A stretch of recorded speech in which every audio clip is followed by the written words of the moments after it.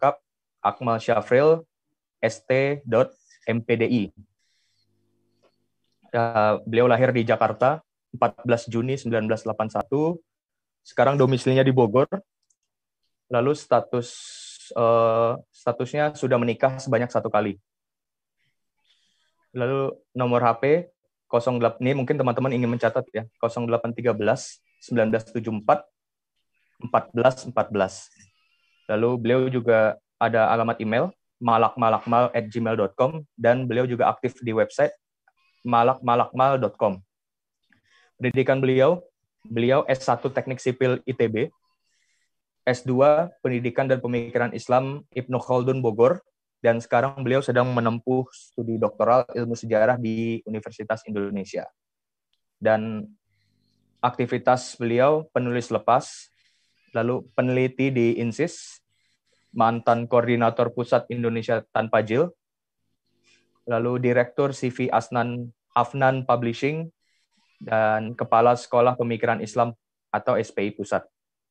Prestasi beliau, penerima beasiswa dalam program kaderisasi ulama Basnas DDII angkatan pertama, dan telah menerbitkan sejumlah karya buku antara lain Islam Liberal 101, Buya Hamka, Antara Kelurusan Akidah dan Pluralisme, Islam Liberal, Ideologi Delusional, dan lain-lain. Oke, itu sedikit perkenalan CV dari Ustaz Akmal yang kelihatannya tidak ada papan tulis lagi di belakangnya, berganti ruangan sepertinya. Oke, pada Ustaz Akmal, waktu dan ruang Zoom dipersilahkan. Ya. Alhamdulillah minasyaitonirrajim. Bismillahirrahmanirrahim. Assalamualaikum warahmatullahi wabarakatuh. Alhamdulillah, innal hamdalillah nahmaduhu wa nasta'inuhu wa nastaghfiruh wa na'udzubillahi min syururi anfusina wa min sayyiati a'malina may yahdihillahu fala mudhillalah wa may yudhlil fala hadiyalah. Asyhadu an la ilaha illallah wahdahu la syarikalah wa asyhadu anna Muhammadan abduhu wa rasuluh la nabiyya ba'dah. Allahumma shalli wa sallim wa barik ala Muhammad wa ala alihi wa sahbihi wa man tabi'ahum bi ihsan ila yaumiddin. Amma ba'd. Alhamdulillah, segala puji dan syukur kita aturkan kehadirat Allah Subhanahu wa taala atas nikmat yang paling utama, nikmat iman dan Islam, nikmat ukhuwah, nikmat kesehatan dan kesempatan untuk berkumpul dalam kelas baru kita, komik intensif yang keberapa ya? Keempat atau kelima ya, musim semi peradaban Islam ya. Ini pertemuan pertamanya, dan ya saya langsung akan share screen aja dulu ya. Saya langsung share screen supaya kita langsung masuk dalam pembahasan. Ya, di publikasi tertulisnya Zaman Keemasan Islam, Makna dan Karakteristiknya ya. Ini kayaknya saya yang salah ngasih judul ya. Harusnya Musim Semi Peradaban Islam, Makna dan Karakteristiknya. Ya, mohon dimaafkan. Jadi kalau kita bicara musim semi peradaban Islam, kita juga harus tahu apa sih maksudnya musim semi, ya, apa itu peradaban Islam, apa itu musim semi peradaban Islam, ya. Memangnya seperti apa musim semi peradaban Islam? Kenapa harus musim semi, gitu ya? Kenapa istilahnya adalah musim semi? Kenapa bukan zaman keemasan atau the golden age, gitu ya? Itu suatu masalah konseptual yang sangat penting sekali. Dan malam hari ini kita akan bahas hal-hal yang sifatnya konseptual, ya. Jadi filsafat gitu ya, yang seputar ilmu sejarah ya. Nah, ini cara Barat memandang sejarah ya, di antara lain ya. Ya, orang Barat itu memandang sejarah mulai dari zaman primitif, zaman klasik, zaman keemasan, zaman modern. Sebenarnya banyak istilah lain, ada zaman kegelapan misalnya gitu ya. Ya, kemudian ada zaman postmodern juga ada gitu ya. Kalau zaman primitif itu berarti manusia masih primitif lah, belum pengetahuan belum begitu kompleks ya, pemikiran belum terlalu maju, orang masih mikir cuma makan minum itu aja ya, manusia purba lah gitu ya. Nah itu kan dalam pikiran mereka, seperti saya bilang kan ini cara Barat memandang sejarah ya. Saya sih nggak setuju ada manusia purba ya, karena Nabi Adam alaihissalam bukan manusia purba ya, beliau tuh manusia yang sudah tahu apa tujuan hidupnya ya, bukan tidak tahu gitu ya. Bukan tidak tahu apa adab gitu misalnya ya. Nabi Adam alaihissalam jelas sangat mengerti adab ya. Kemudian mereka melihat zaman klasik itu berarti apa ya? Kalau membicarakan suatu peradaban, maka zaman klasik itu zaman yang paling aslinya Ya, jadi Islam klasik. Nah, mereka nyebutnya gitu tuh. Islam klasik itu zamannya Rasulullah SAW dan para sahabatnya. Ya, itu klasik gitu ya. Nanti begitu udah kesini-sini namanya kontemporer. Ya, mereka berusaha membedakan seolah-olah antara kontemporer sama klasik itu beda. Ya, padahal walaupun banyak apa fatwa-fatwa atau ijtihad yang baru yang muncul gitu ya, itu kan karena muncul kompleksitas baru dalam hidup manusia. Ya. Sebenarnya kita merujuk pada pemikiran klasik juga toh gitu. Kita merujuk pada generasi yang generasi salaf juga toh gitu ya. Gak mungkin kita merujuk sama yang lain ya. Jadi munculnya berbagai fatwa, berbagai ijtihad yang baru gitu ya. Bukan berarti kita meninggalkan yang lama, tapi kita mengembangkan dari yang lama karena ada kasus-kasus baru. Ada kasus baru yang tidak persis sama seperti dulu gitu ya. Nah, kemudian ya kayak misalnya contohnya online shopping lah. Ya, belanja online itu kan suatu hal yang baru ya. Kalau zaman dulu kan ulama tuh fix ya. Pokoknya ada barang, ada uang, sah transaksi ya. Tapi sekarang kan nggak demikian kalau online shopping gitu ya. Online shopping itu ya kita transfer, barangnya dikirim, belum nyampe barangnya nyampainya besok, lusa gitu ya. Nah, itu akan dijawab oleh para ulama kontemporer ya, bagaimana mereka memahami masalah ini, masalah-masalah kontemporer. Kemudian ada zaman keemasan. Jadi zaman ketika sebuah peradaban itu mencapai puncak kejayaannya. Ya. Kemudian ada zaman modern. Nanti ada misalnya ada zaman kegelapan ya, ketika dia sudah sukses tiba-tiba dia kolaps gitu. Ya, seperti di Eropa terjadi zaman kegelapan, the dark age gitu ya. Itu menunjukkan bahwa ada kemunduran yang luar biasa. Tadinya Eropa itu sudah maju, kemudian tiba-tiba mundur. Ya, kemunduran yang sangat parah sekali gitu ya. Kayak Eropa abad pertengahan itu kan luar biasa. Mereka menganggap mandi itu bikin sakit. Ya, sehingga Ratu Elizabeth I, ya, Ratu Elizabeth pertama itu dianggap sebagai ratu yang bau badannya luar biasa gitu ya. Ya, ratu aja bau badan gitu ya, gimana rakyatnya gitu ya. Dan mereka nggak mengerti sama sekali soal kebersihan ya. Mereka nggak punya toilet gitu ya. Mereka buang air di kamar sendiri, dimasukin ke ember, besok paginya baru isi embernya dibuang keluar. Jadi semalaman mereka tidur bersama kotorannya sendiri gitu di dalam kamar yang sama, walaupun kamarnya gede gitu barangkali gitu ya, tetap aja kita ngebayanginnya gimana sih kita sebagai muslim gitu ya. Sebagai muslim kita udah bahwa kamar toilet itu harus terpisah dari kamar yang lain, kita udah tahu gitu ya. Dari zaman Rasulullah SAW juga begitu.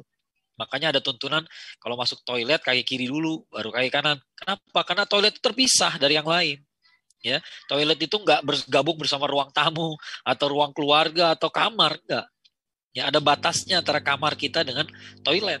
Ya, begitu kita sebelum kita melewati batas itu kita baca doa, misalnya disunahkan demikian. Lalu masuknya kaki kiri dulu. Artinya ada batas gitu. Ya. Nah, ada zaman kegelapan seperti itu. Kemudian ada zaman modern. Modern itu sekarang ada klasik, ada modern. Di zaman modern bisa jadi apa yang dipegang di zaman klasik itu ditinggalkan sekarang di zaman modern. Ya, misalnya kalau orang Barat dulu berpandangan bahwa LGBT itu tidak baik gitu ya. Kan mereka juga tahu kisah negeri Sodom dan Gomorrah gitu ya. Tapi di masa sekarang mereka tinggalkan itu. Walaupun mereka nggak meninggalkan agamanya. Jadi mereka juga nggak siap untuk dikatakan bahwa mereka tuh meninggalkan Kristen misalnya gitu ya. Tapi agama Kristen tuh nggak dipegang lagi. Ya, atau agama Kristennya diubah. Ya, dibikin tafsir, misalnya tafsir feminis asal Kristen. Makanya kayak di Islam juga sekarang ada kayak begitu kan, feminis Islam gitu ya. Cara berpikirnya segitu. Jadi modern sama klasik itu berbeda jalan gitu ya. Makanya Prof. Nakib Alatas mengatakan bahwa Kristen di Barat itu udah mati sebenarnya. Sebenarnya di Barat itu Kristen udah kalah dengan sekularisme. Sehingga Kristen itu harus tersekulerkan. Ya. Bukannya orang Barat terkristenkan, tapi Kristen itu terbaratkan. Ya, dan Barat itu sekuler, gitu ya. Ini cara Barat menang sejarah, ya. Dan cara Barat menang sejarahnya sendiri itu diproyeksikan juga kepada kita. Sehingga kita ditanya, kapan zaman klasik Islam? Kamu mau meneliti Islam zaman kapan? Zaman klasik apa zaman sekarang? Ya, zaman keemasan apa enggak gitu ya. Kapan zaman keemasan? Ya, seolah-olah sekarang udah bukan zaman keemasan lagi. artinya Islam itu udah basi gitu, ya, udah nggak akan keemasan lagi. Nah, itu berkaitan juga dengan ideologi mereka, ya, makanya teori evolusi itu laku sekali gitu ya. Bukan laku sih, mereka pertahankan dengan ngotot gitu. Padahal teori evolusi udah terbantahkan dengan ilmu pengetahuan sekarang loh, ya. Gimana ngebantahnya? Ini kan kalau kita lihat nih, gambar teori evolusi itu dari kera yang bungkuk gitu ya sampai jadi manusia yang berdiri tegak. Ya, kalau Darth Vader-nya itu anekdot aja gitu ya, lucu-lucuan aja. Tapi kita bayangkan dari kera yang bungkuk sampai manusia yang tegak. Itu kita hanya membayangkan perubahan pada fisiologis, ya. Seolah-olah makhluk hidup itu bisa mengubah dirinya untuk beradaptasi dengan tantangan hidupnya, ya. Padahal kenyataannya di setiap sel tubuh kita itu isinya bukan hanya protein, tapi juga informasi. Informasi itu apa sih? Informasi itu DNA. Ya. Jadi kita bukan hanya punya protein untuk menyusun selnya gitu ya, tapi platform apa namanya susunannya seperti apa tuh udah jelas gitu. Ya, sehingga sel manusia tuh nggak akan berubah kalau disusun gitu ya, nggak akan berubah jadi jerapah gitu. Ya, karena DNA-nya jelas berbeda. Ya, jadi DNA itu mengandung informasi. Jadi walaupun sel ini membelah diri gitu ya, dia nggak akan bisa seenaknya saja berubah menjadi makhluk yang lain. Ya, dan manusia nggak ada yang bisa melakukan, makhluk hidup gitu ya, nggak ada yang bisa melakukan perubahan pada level selnya sendiri. Ya, level DNA-nya sendiri gitu ya. Ya, selnya sih sama aja, protein-protein aja gitu. Sel tubuh manusia sama makhluk hidup yang lain kan kira kurang lebih sama-sama aja gitu. Ya, kayak kita belajar dulu di biologi, ada mitokondrianya, ada ininya, ada itunya, ya sama aja. Protein juga ya, ada airnya, ada kandungan airnya, ada kandungan ini itunya, ya gitu-gitu aja. Tapi akan menyusun makhluk seperti apa? Akan jadinya manusia yang rambutnya pirang apa rambutnya hitam, itu ada di DNA. Ya, rambutnya pirang bisa nggak jadi hitam? Bisa, tapi dicat. Nah, kalau dicat kan berarti ada waktunya nih. Cat itu akan luntur gitu ya. Atau kalau rambut itu akhirnya dibotakin, kemudian tumbuh lagi, tumbuh warna aslinya. Ya, nah jadi sebenarnya teori evolusi itu udah kalah gitu, udah salah gitu, tapi udah terbukti salah, tapi dipaksakan oleh orang Barat gitu ya. Kenapa? Karena begitulah cara mereka memandang. Ya, memandang sejarah. Apa hubungannya sama sejarah? Ya, begini cara orang Barat memandang sejarah, bahwa manusia makin lama makin pinter. Itu cara mereka berpikir. Ya, oleh karena itu sekarang tugas mereka, sekarang kerjaan mereka apa? Menafsirkan ulang agama. Kenapa? Karena agama ini lahir di zaman klasik. Orang zaman dulu punya gadget aja kagak. Nah gitu ya. Mereka nggak tahu apa itu metodologi ilmiah. Mereka nggak tahu apa sains itu belum terlalu tinggi. Ya, sekarang mari kita tinjau ulang. Apakah agama kayak gini masih dibutuhkan? Nah gitulah. Itu cara mereka berpikir seperti itu. Ya, mereka merasa orang sekarang lebih pintar daripada orang dulu. Ada nggak umat Muhammad SAW yang berani mengatakan saya lebih pintar daripada Abu Bakar? Nggak ada. Ya, siapa yang berani? Karena Rasulullah SAW juga bilang ya umatku yang terbaik ini ya Abu Bakar gitu, bukan yang lain. Ya, nggak bisa lagi gitu. Ya, kita nggak bisa merasa diri kita lebih baik daripada Abu Bakar. Walaupun Abu Bakar naik onta, ya dia naik kuda, naik keledai, jalan kaki gitu ya. Sementara kita bisa pakai aplikasi aja datang kendaraannya gitu ya. Ya kita bayar uangnya nggak ada, tinggal transfer aja beres gitu ya. Tapi kita nggak sama dengan Abu Bakar radhiyallahu anhu. Kita nggak sama dengan Umar bin Khattab radhiyallahu anhu. Ya, dan yang lain-lain gitu ya. Kita nggak mengklaim diri kita lebih baik daripada orang yang terdahulu. Ya, kenapa? Karena cara kita berpikir berbeda. Ya, orang Barat ngotot pokoknya orang sekarang lebih pintar daripada orang dulu. Ya, karena ukuran mereka materi. Ukuran mereka materi. Kenapa? Ya, orang dulu ngerti komputer juga enggak, ngerti teori Pitagoras juga enggak, ya. Tapi apakah orang dengan punya gadget yang bagus selalu jadi baik? Ya, pinter sama baik itu bisa dua hal yang berbeda itu. Ya, dia lulus kuliah di sana sini, apakah dia pasti jadi orang baik? Ya, dia lulus, dia profesor doktor, apakah dia otomatis dia orang baik? Dia ngerti teknologi, apakah otomatis dia jadi orang baik? Apakah otomatis dia jadi manusia yang baik? Ya, itu harus dipertanyakan. Ya.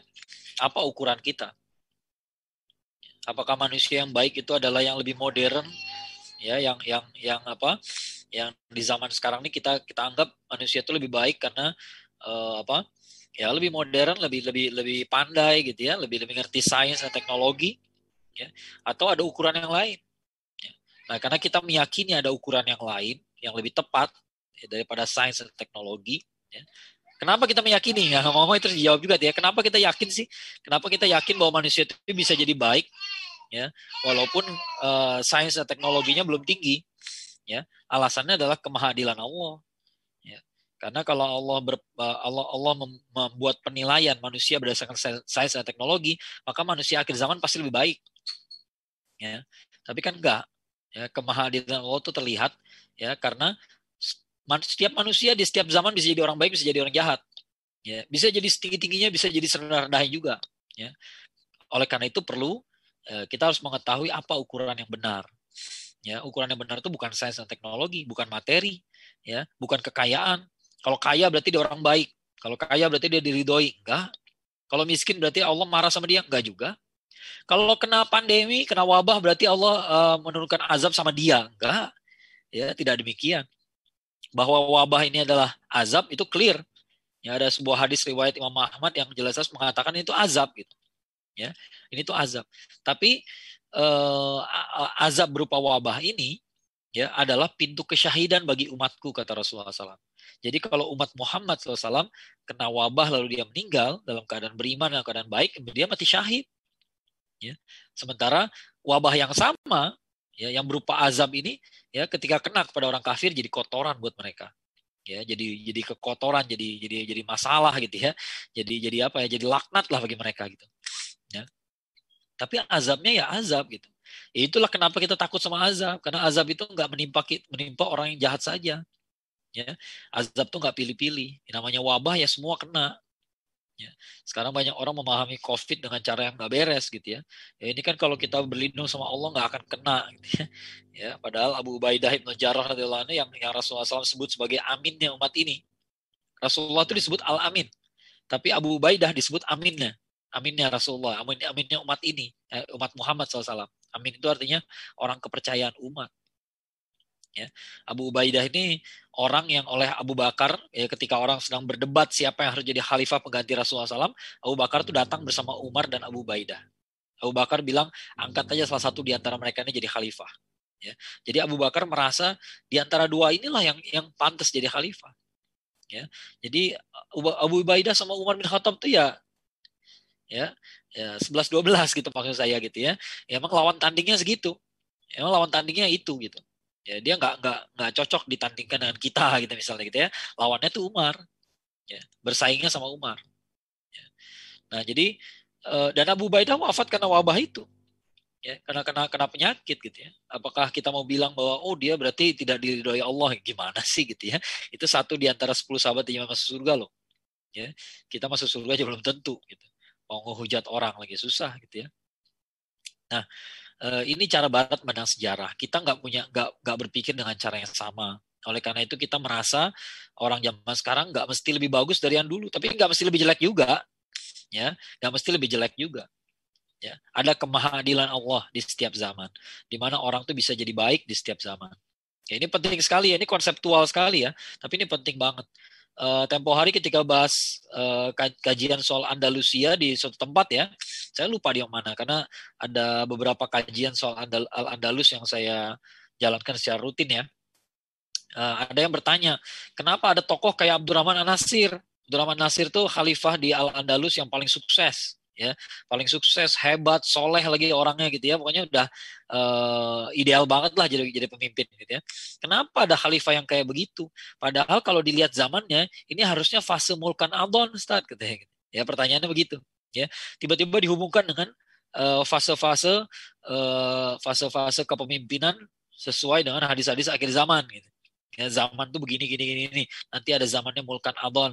Bukan berarti kalau sekarang zamannya Mulkan Adon lalu kita nggak bisa bagus, ya nggak bisa hebat. Ya Umar bin Abdul Aziz, ya beliau generasi Tabi'in, tapi nyatanya beliau bisa dianggap setara dengan Khulafaur Rasyidin. Sampai beliau disebut supaya Khulafaur Rasyidin yang kelima kan. Ya Khulafaur Rasyidin kan ada 4. Yang satu itu ditambahkan gitu. Ya seolah-olah Umar bin Abdul Aziz ini kayak udah selevel sama yang lain gitu ya, atau bisa masuk dalam kategori yang sama lah gitu ya. Mungkin bukan selevel gitu ya. Ya tapi kategori yang sama. Kenapa? Karena bagus sekali kepemimpinannya. Ya, padahal itu pendahulu-pendahulu beliau di Daulah Umayyah banyak yang nggak bagus, ya, banyak yang nggak benar gitu ya. Nah itu jadi kita nggak bisa mengatakan bahwa oh ini zamannya Khulafaur Rasyidin udah lewat berarti nggak ada harapan. Ya nggak ada harapan kita bisa menemukan pemimpin yang baik. Jangan jadi pembenaran. Ya bisa kok kita jadi orang yang terbaik di setiap zaman. Itu kemahadilan Allah. Ya, jadi di setiap zaman kita lihat orang-orang pilihan muncul aja gitu, nggak pernah sepi gitu, nggak pernah ada zaman di mana nggak ada siapa-siapa gitu di antara umat Islam gitu ya, nggak ada yang menonjol, nggak ada yang pinter gitu ya, nggak ada.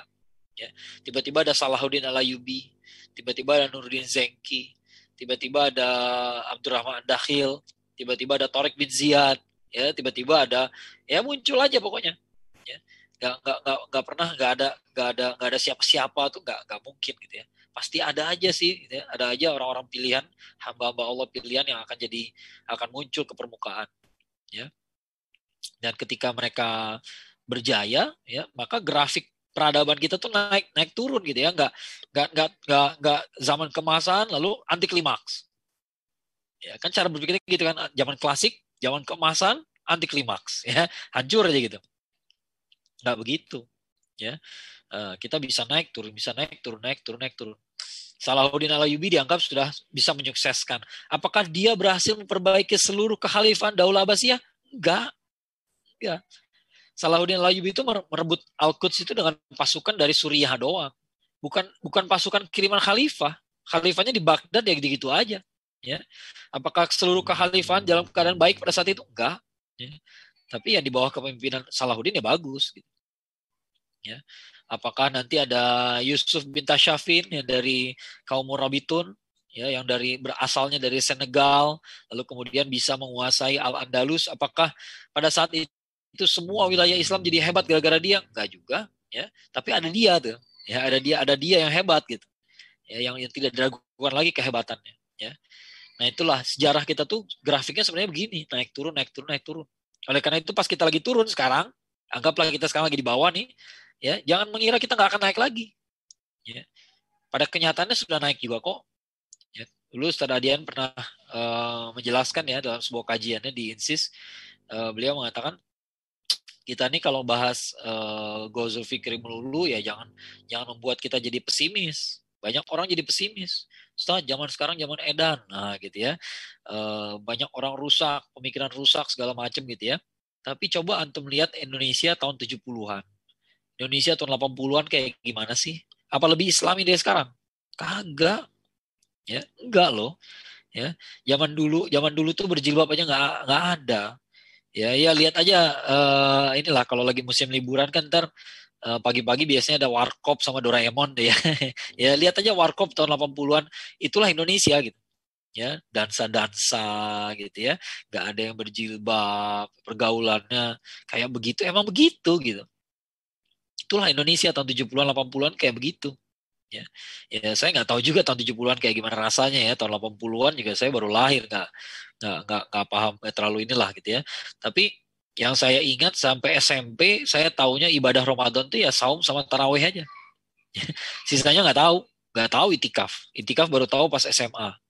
Ya, wah ada itikaf gitu ya. Baru tahu. Ada yang ngasih tahu ini ada itikaf. Sekarang gimana? Masjid itu penuh sama orang yang itikaf. Anak balita aja dibawa juga buat itikaf. Bukan anak balita dibawa, anak balita nagih ke bapaknya gitu ya. Ya anak saya juga nagih gitu. Tahun ini kita itikaf nggak? Masya Allah gitu ya. Dulu nggak ada yang tahu. Ya, dulu waktu saya SD saya ikut lomba hafalan Quran itu sampai surat Al-Zalzalah doang, sampai surat Al-Bayyinah doang itu dapat tatang petenteng tuh. Ya.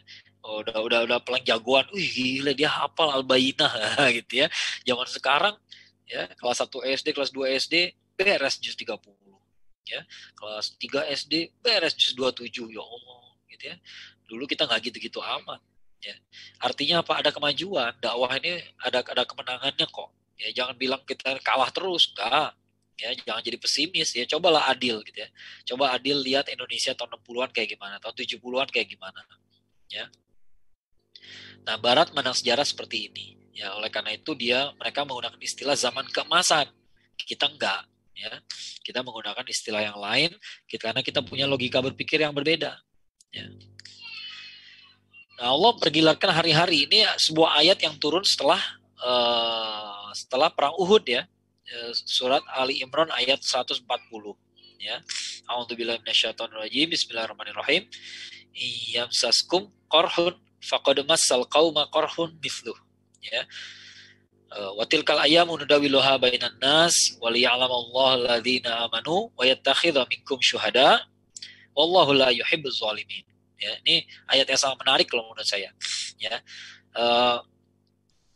Tahu kan kita nasibnya di perang Uhud kayak gimana?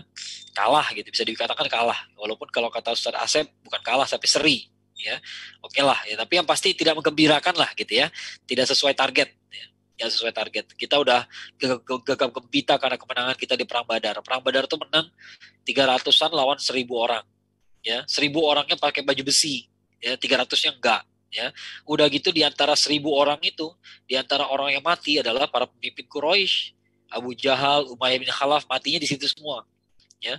Jadi perang Badar tuh benar-benar nampol lah gitu istilahnya gitu, ya. Nah, ayat ini mengatakan bahwa kalau kamu sekarang sakit di perang Uhud, setelah perang Uhud gitu, ya, kalau kamu sakit karena perang Uhud, maka mereka tuh juga kemarin sakit gara-gara perang Badar, ya, dan sakitnya mereka menurut saya lebih parah gitu, ya. Kenapa? Karena pemimpin Quraisy itu habis di situ, ya. Makanya yang tersisa nanti setelah itu tinggal Abu Sufyan bin Harb aja, sisanya nggak ada, yang lain udah habis, ya. Pemimpin Quraisy itu udah habis di perang Badar, ya. Dari perang pertamanya udah selesai, ya. Wa tilkal ayyamu nudawiluha bainan nas, ya. Dan hari-hari itu Allah pergilirkan di antara manusia. Hari kemenangan, hari kejayaan berganti dengan hari kekalahan, hari keterpurukan. Ya. Artinya kita ini sebagai muslim, sebagai orang yang beriman, sebagai orang yang di pihak yang benar, ya bukan berarti akan menang terus. Enggak, ya. Bahkan orang yang baik pun kalah juga sekali-sekali, ya. Akan terpuruk juga sekali-sekali, ditindas juga sekali-sekali. Para sahabat kan lebih baik daripada kita, ya. Mereka lebih baik daripada kita. Hamzah radhiyallahu anhu lebih baik daripada kita, Mus'ab bin Umair radhiyallahu anhu lebih baik daripada kita. Ternyata mereka syahidnya di perang Uhud semua tuh, ya. Nah, bagaimana ini penting, bagaimana kita melihat realita. Kalau kita salah dalam memahami realita, kita mengatakan bahwa waduh, kekalahan ini berarti kita salah, berarti kita buruk, berarti kita jelek, berarti Allah meninggalkan kita. Enggak, ya. Kenapa? Karena Allah yang pergilirkan hari-hari itu. Hari-hari itu Allah pergilirkan. Kita ini menang sekali, kalah sekali gitu, ya. Ada saat-saatnya. Ya. Ada saat-saatnya kita ini kalah. Kenapa harus kalah? Nah, ini dijawab.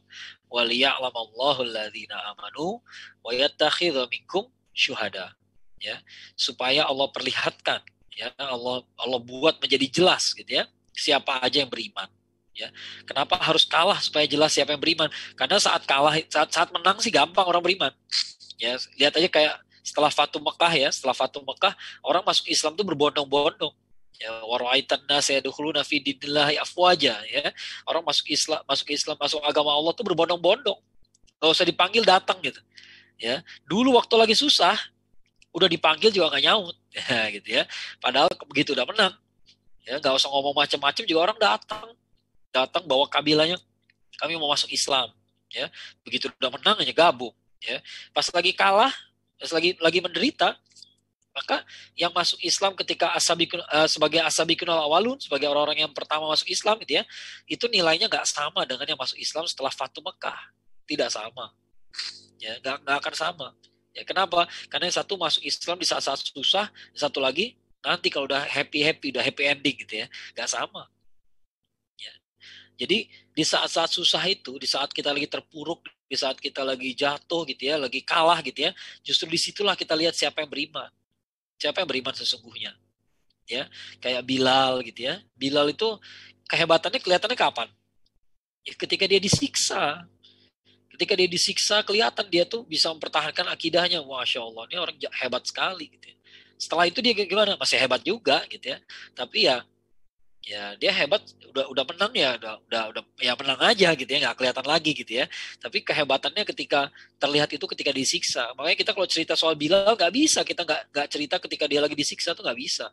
Ya. Itulah saat-saatnya Bilal memperlihatkan kehebatan dirinya. Ya. Demikian juga Abu Bakar. mau cerita soal Abu Bakar, siapa Abu Bakar?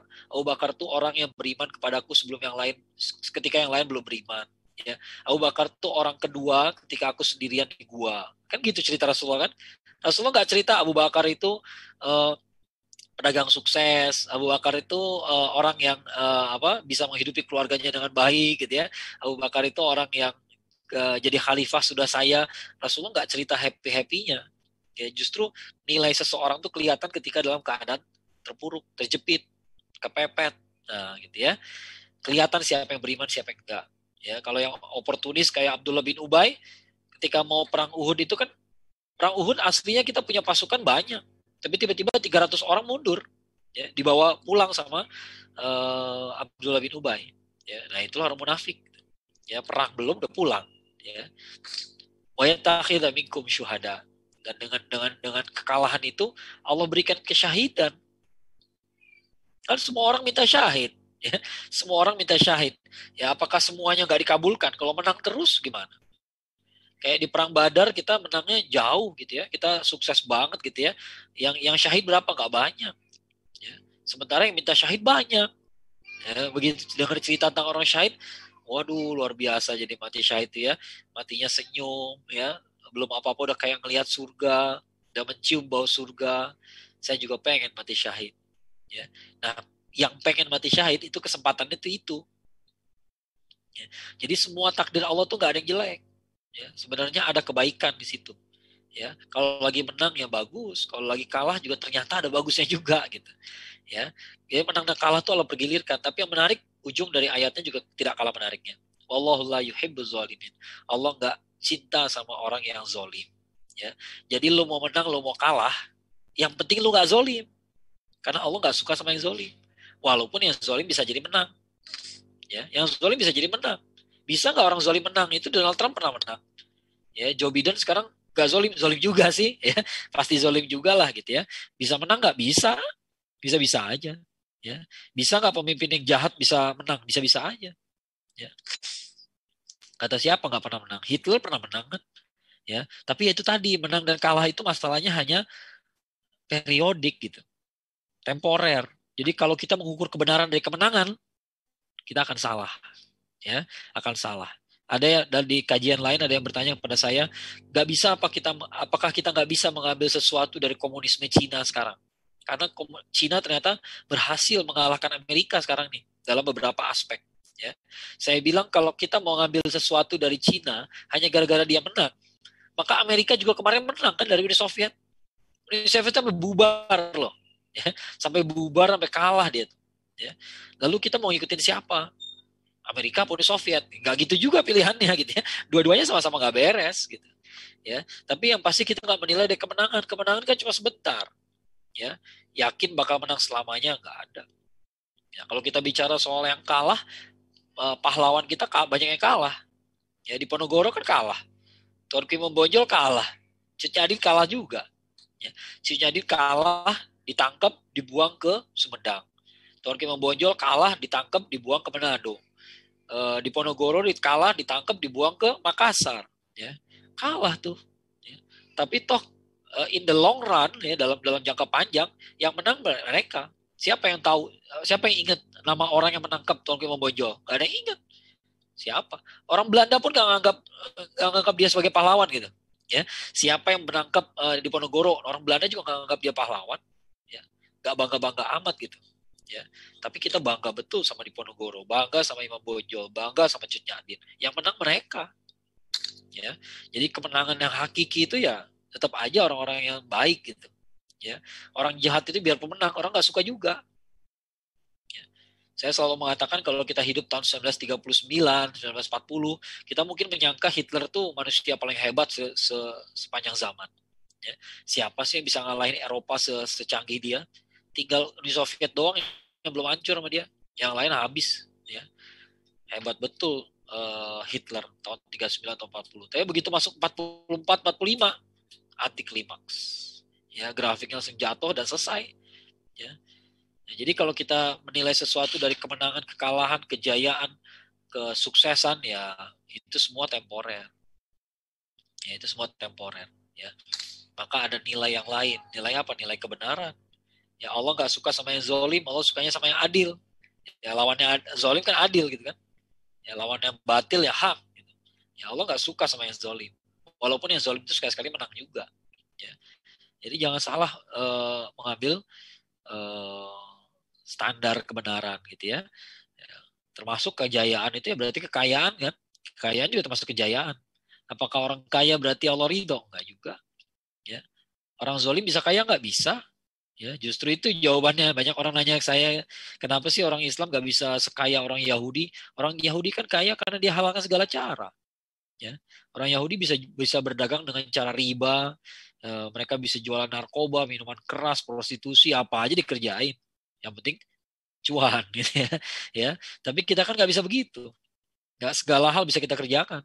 Ya, tadi saya lagi ngisi kajian soal influencer, bagaimana menjadi influencer yang Qurani. Ya, saya bilang influencer yang lain yang sekuler, mereka bisa dapat follower juta-jutaan. Kenapa? Karena mereka bisa halalkan segala cara. Ya mereka bisa aja bikin challenge gitu ke followernya, subscribernya gitu ya. Saya minggu depan mau disuruh apa nih gitu ya. Nanti followernya milih gitu ya. Harus lari telanjang di pasar misalnya gitu ya. Itu insya Allah viral itu. Insya Allah viral kalau kita ngerjainnya kayak begitu tuh. Ya. Tapi apakah itu cara yang benar? Ya. Apakah kita bisa ambil cara kayak begitu? Ya kita nggak menghalalkan segala cara. Ya. Jadi perhitungan kita standar kebenaran itu bukan kemenangan, bukan kekalahan, bukan kejayaan. Ya. Jadi kalau saudara kita kalah ya jangan heran. Ya. Seolah-olah kayak kenapa kita kalah terus? Ya. Ya. Ya nggak mesti kalah terus toh gitu. Ya. Apa betul umat Islam kalah terus? Nggak juga kan, kita di zaman kita sekarang aja kita lagi terpuruk nih gitu. Walaupun mulai bangkit gitu ya, tapi kalau dulu enggak ya, dulu kita sering kok menang ya. Inilah hari-hari yang dipergilirkan. Nah ini ada sebuah konsep dalam bukunya Syekh Majid Ihsan Al-Kilani, juga Malik bin Nabi yang mengusulkan konsep ini sebenarnya gitu ya. Masyarakat tuh ada yang sehat, sakit, dan sekarat ya. Masyarakat sehat itu yang kayak begini ya, di mana pemikiran itu didukung oleh manusia dan materi ya. Sumber daya manusia dan materi itu dibaktikan ya atau difokuskan untuk mendukung sebuah prinsip, sebuah pemikiran ya, sebuah ideologi, katakanlah demikian gitu ya. Manusia bekerja untuk sebuah pemikiran, materi dialokasikan untuk sebuah pemikiran. Contohnya pemikiran itu apa sih? Bahwa ilmu itu penting. Ya, maka manusia mencari ilmu habis-habisan. Ya, kan itu ajaran Islam kan, ilmu itu penting. Ya, makanya ada doa Robbi zidni ilman nafi'an, ada doa minta tambahan ilmu setiap hari itu ada. Mau dibaca berulang kali boleh-boleh aja. Ya, ada nggak doa minta tambahan uang tiap hari? Enggak, tidak ada. Walaupun kita disuruh cari nafkah tiap hari gitu ya. Ya nggak tiap hari juga, bisa juga libur kan. Ya ada juga liburnya gitu ya. Ada jedanya, ada istirahatnya. Tapi mencari ilmu boleh diminta tambah tiap hari bisa. Ya. Nah mencari ilmu itu penting, itu sebuah prinsip. Ya. Maka manusia berlomba-lomba mencari ilmu, maka materi difokuskan untuk ilmu. Maka orang kaya kalau punya duit kebanyakan, pikirannya apa? Pikirannya, gue mau bangun perguruan tinggi. Itu yang terjadi pada Fatimah Al-Fihri. Ya, seorang perempuan yang kaya raya, dia dapat harta warisan banyak banget. Kemudian beliau membuat membuat perguruan tinggi yang pertama di dunia, universitas pertama di dunia, yang namanya Al-Qarawiyyin di kota Fes di Maroko. Sampai hari ini masih ada. Ya, itu hasil harta dia. Gitu. Dia punya banyak duit dan dia nggak tahu mau ngapain. Ya udah bikin. Nah, karena ideologinya adalah ilmu itu penting, ilmu itu mahal. Kalau saya bikinin sekolah buat orang, saya dapat pahala besar. Itu pemikiran. Ya, ada prinsip, ada manusianya, ada materinya. Materinya dikerahkan untuk itu. Ya, orang habis duitnya buat apa? Beli buku. Ini habis beli buat apa? Beli tas. Bayangin. Ya, ada tas yang kemarin ketangkep di KPK tuh ketangkep sama KPK pulang dari Hawaii gitu kan. Saya bingung lihat barang buktinya apa? Tas perempuan 52 juta. 52 juta. Ya. 52 juta tuh kayak gimana gitu. Ya, padahal bisa dipakai buat macam-macam tuh. Ya, berkahnya bisa besar, tapi dia memilih cara yang tidak berkah. Jadi apa? Jadi tas. Kan duit dia, Ustaz. Ya, emang duit dia, kata siapa duit orang lain. Ya, tapi Anda kalau punya duit harus mikir lah. Ya. Ini mau dipakai buat apa gitu. Ya. Itu masyarakat yang sehat. Masyarakat sehat itu adalah pemikiran di mana pemikiran ada di pusatnya, manusia dan materi bergerak untuk mewujudkannya, ya. Sementara masyarakat yang sakit adalah masyarakat di mana pusatnya adalah manusia, si fulan, ya, untuk memuja si fulan. Ya, komunis kayak begitu tuh. Ya, coba lihat negara-negara komunis pasti punya patung orang-orang hebatnya, patung pendiri negaranya gitu ya. Kalau dulu ada patung Lenin, ya, Saddam Hussein juga punya. Saddam Hussein kan sosialis, ya. Partai Baath itu kan sosialis sangat sekuler, ya. Kemudian Korea Utara, ya, pendiri Korea Utaranya Kim Jong Il, ya, Kim Il Sung, itu semua ada patungnya. Patungnya tuh gede banget, itu segede apa ya, segede Monas barangkali gitu ya, tinggi banget itu, ya. Tapi dibikinkan patung seperti itu, kayak berhala lah gitu ya. Manusia diberhalakan sehingga pemikiran untuk mensupport manusia, materi untuk mensupport manusia juga, mensupport pemujaan terhadap manusia, ya. Sehingga aturan agama dibelokin, ya, dibelokin demi apa? Demi manusia. Oh, dia kenapa dia katanya orang soleh, kok nggak pernah kelihatan sholat? Oh, dia wali, ya, dia wali, ya. Kalau wali itu sholatnya dengan nungging-nungging lagi, ya, dia masih lagi ngerokok di teras gitu ya, padahal jiwanya lagi sholat di Masjidil Haram, gitu ya. Ya, agama bisa dibelokin gitu ya, bisa dibelokin seolah-olah kayak bener gitu ya. Ya, bahwa orang soleh itu, orang kalau udah wali Allah tuh udah nggak sholat lagi. Emang Rasulullah SAW bukan wali Allah? Ya, itu wali Allah yang paling utama gitu ya. Ya, di antara semua wali Allah ya Rasulullah SAW pasti paling atas lah, ya. Beliau itu ya sholatnya sampai bengkak kakinya. Ya, sampai ada malam-malam di mana beliau nggak tidur sama sekali untuk sholat. Ya, minta izin sama istrinya, boleh nggak saya sholat malam ini? Boleh. Ya, ternyata wali Allah tuh rajin sholat. Ya, tiba-tiba kalau pemahamannya salah gitu ya, akhirnya karena kita memuja satu orang lalu aturan agama dibekokin, ya. Ya udahlah, ya, kalau nggak sholat itu berarti apa? Berarti wali, ya. Kita nggak ngerti, kalau kalau kalau kita nggak ngerti omongan dia itu karena omongannya terlalu tinggi. Nah, gitu ya. Kalau udah kayak gitu kan akhirnya semua yang diomongin jadi benar, ya. Ya, pokoknya kalau ada yang salah, wah, lu nggak ngerti aja. Ya, lu nggak ngerti aja, kenapa? Makom lu nggak nyampe. Nah, gitu ya. Kalau udah bawa-bawa makom gitu ya jadi pengen makomkan. Ya, dimakomkan aja segera gitu orang kayak begitu ya. Nah, ini masyarakatnya sakit tuh kayak begini. Ya, ternyata pemikiran, materi itu semua bergerak untuk satu orang atau untuk banyak orang atau untuk manusia, selera manusia sendiri, ya, selera manusia, ya. Nah, masyarakat yang sekarat, ya, itu adalah masyarakat yang di mana pusatnya adalah materi, sementara pemikiran dan manusia itu memuja materinya. Itu yang lebih mengerikan sekali, ya. Dan itu terjadi sekarang loh, ya, terjadi sekarang. Banyak anak-anak muda netizen nih kalau lagi berdebat nih ya, selebriti ada yang kelakuannya jelek gitu ya, tiba-tiba ada yang menghujat. Saya nggak membenarkan yang menghujat juga sih gitu ya, menurut saya kurang kerjaan aja gitu ya. Saya ya memang selebriti ini banyak yang kelakuan yang nggak beres, tapi kalau kalau kita punya kesibukan kita nggak bakal mampir juga ke akunnya terus bilang dasar gini ya gitu ya. Itu tandanya kita kurang kerjaan gitu ya, tandanya kurang kerjaan, ya. Orang-orang yang cukup banyak kerjaan nggak bakal berbuat itu. Tapi yang saya soroti sekarang ini adalah ketika pemujanya tiba-tiba memberikan pembenaran dengan apa? Fansnya itu ngasih pembenaran dengan cara apa? Alah, kamu nggak usah banyak cincong deh gitu-gitu, jadi dia kaya. Kaya tuh emang kaya berarti benar? Apa hubungannya? Ya, Korun itu sesaat sebelum dia dibenamkan oleh Allah dengan harta-hartanya, dia orang kaya loh. Sesaat sebelum dibenamkan, ya. Artinya dia orang kaya lama, dalam waktu yang lama gitu. Dia kaya, kaya, kaya, kaya. Tapi pada hari tertentu tiba-tiba Allah putuskan dia dibenamkan di perut bumi gitu ya. Jadi ya seperti sama seperti tadi lah ya. Kemenangan dan kejayaan itu hanya temporer, ya. Kalau kita melihat kemenangan sebagai ukuran, maka sebelum dibenamkan Korun itu menang, gitu ya. Jadi kalau kita bikin keputusan pada saat itu salah kita, ya, salah. Ternyata besok dibenamkan, ya, ya berarti bukan dia yang benar dong, yang bukan, gitu ya, jelas bukan. Yang benar itu siapa? Nabi Musa alaihissalam yang benar, ya. Jangan kayak Korun, gitu ya. Korun itu Bani Israel loh, saudaranya Nabi Musa alaihissalam sendiri, ya, bukan saudara kandung, saudara sepupu gitu ya. Dia tahu apa yang terjadi pada Bani Israel. Tapi ketika dia sudah kaya, dia berpihak pada Firaun. Ya gitulah, ya. Orang kalau memuja materi ya begitu, ya, memuja materi. Ya, yang penting kaya, Yang penting saya pengen ini, pengen itu, gitu ya. Kebahagiaan saya ada pada barang itu. Kalau nggak dapat barangnya saya nggak bahagia, ya. Makanya dikejar habis-habisan, ya. Begitu udah dapat, ternyata nggak ada rasanya, biasa aja gitu ya. Nggak bahagia-bahagia amat gitu ya, udah gitu ya. Ya. Uang yang dikejar, makanya kata Rasulullah SAW, ta'isa abdul dinar, ya, cilaka lah hambanya dinar, ya, hambanya uang maksudnya gitu ya. Nah muncullah pertanyaan, dapatkah kita bangkit?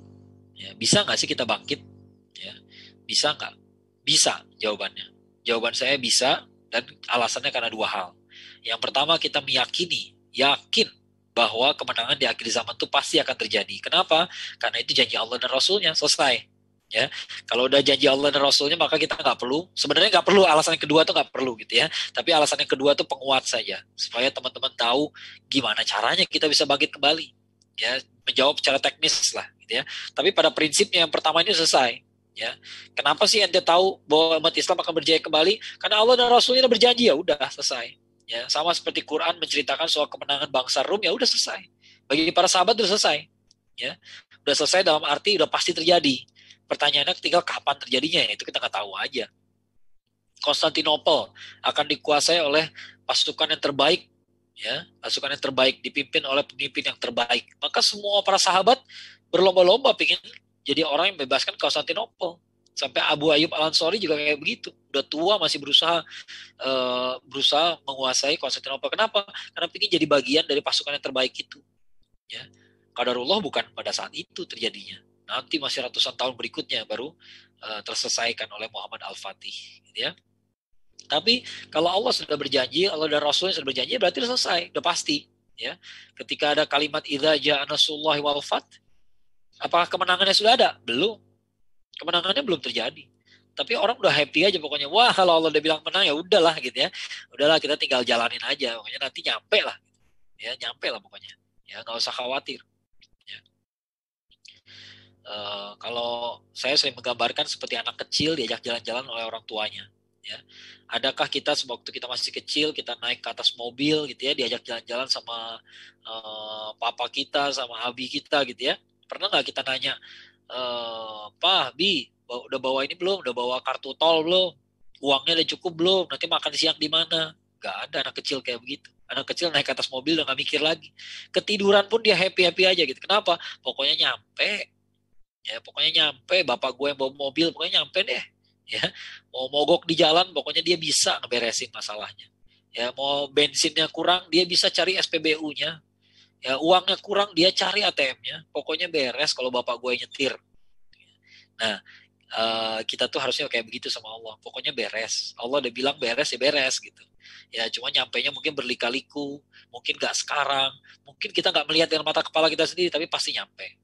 Ya, kalau dibilang umat muslim itu menang di akhir zaman, maka pasti akan terjadi. Beres gitu ya. Alasan kedua adalah yang teknis ya. Kenapa sih kita bisa bangkit lagi?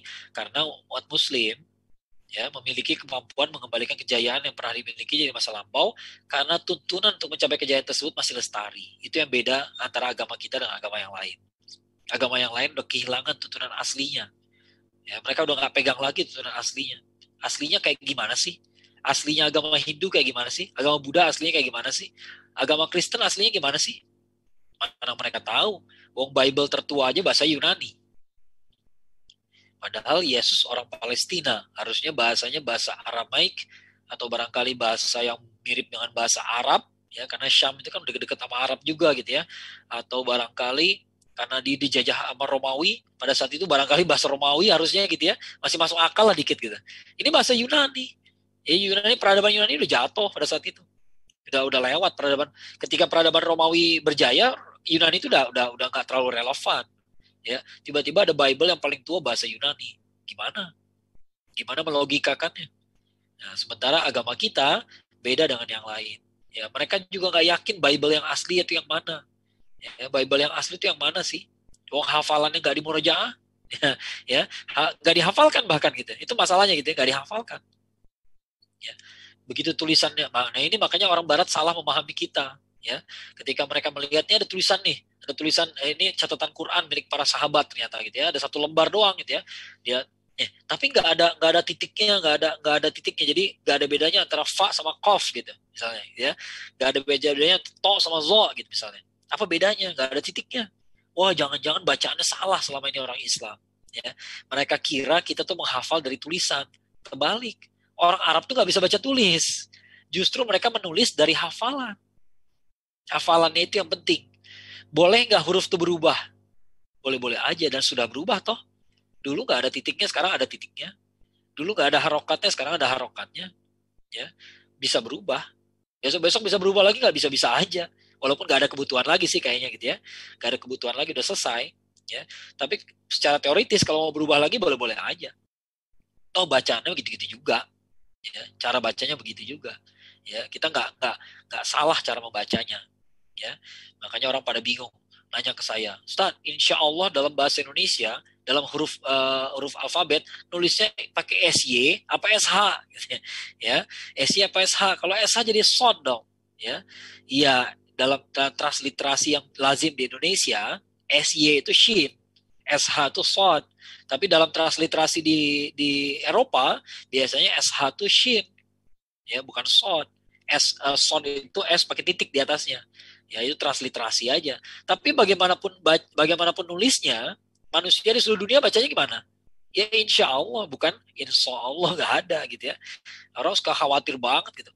Ini kalau nggak digabung, kalau tulisan digabung nanti orang artinya salah. Ya, nanti bacanya sama kok. Ya, insya Allah tetap aja gitu bacanya, nggak bakal berubah.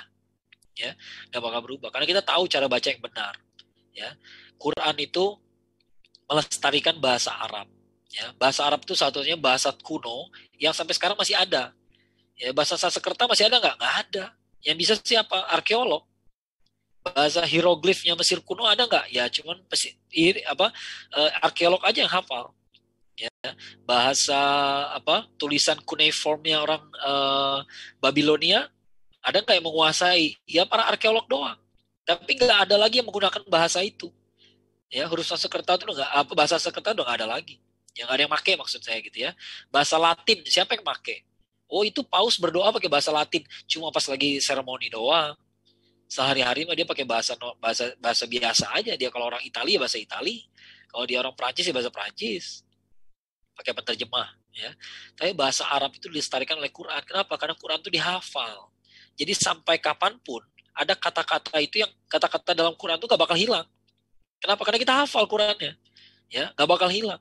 Gak bakal saya tuh berubah tadinya ana jadi apa gitu ya. Kenapa? Karena ana tuh ada di Quran. Ya, selamanya kita akan ingat bahwa ana tuh saya. Gak akan berubah jadi bahasa Indonesia misalnya ya. Ada gue, ada gua, ya, ada ogut, ya. Chandra paling hobi pakai ogut ya. Capsek SPI Jakarta nih hobinya ngomong ogut gitu ya. Ya. Sekarang ogut udah hampir hilang. Udah hampir hilang. Orang milenial gak pada tahu ogut gitu ya. Pelawak yang namanya ogut juga udah gak pada kenal gitu ya. Itulah bahasa hilang. Ya, kalau dalam bahasa Inggris kayak ada thy, ada thou, ya, thy, ada thou itu kamu gitu ya. Ya macam-macam lah. Ya itu kata-kata yang dulu dipakai sekarang nggak dipakai lagi. Tapi bahasa Arab nggak, karena Quran itu selalu kita pakai, selalu kita hafalkan dan dia nggak berubah. Ya, jadi dari segi bahasa wahyu itu masih ada, ya, dan dia nggak bakal hilang karena kita hafalkan. Quran dihafalkan, hadis juga dihafalkan, dan semua orang menghafal, semua orang saling memurojaah, saling ngecek. Ya, maka tuntunan yang kita punya tuh nggak akan hilang sampai kapanpun. Makanya kita yakin pasti bisa kembali ke berjaya. Kalau apa? Kalau mau.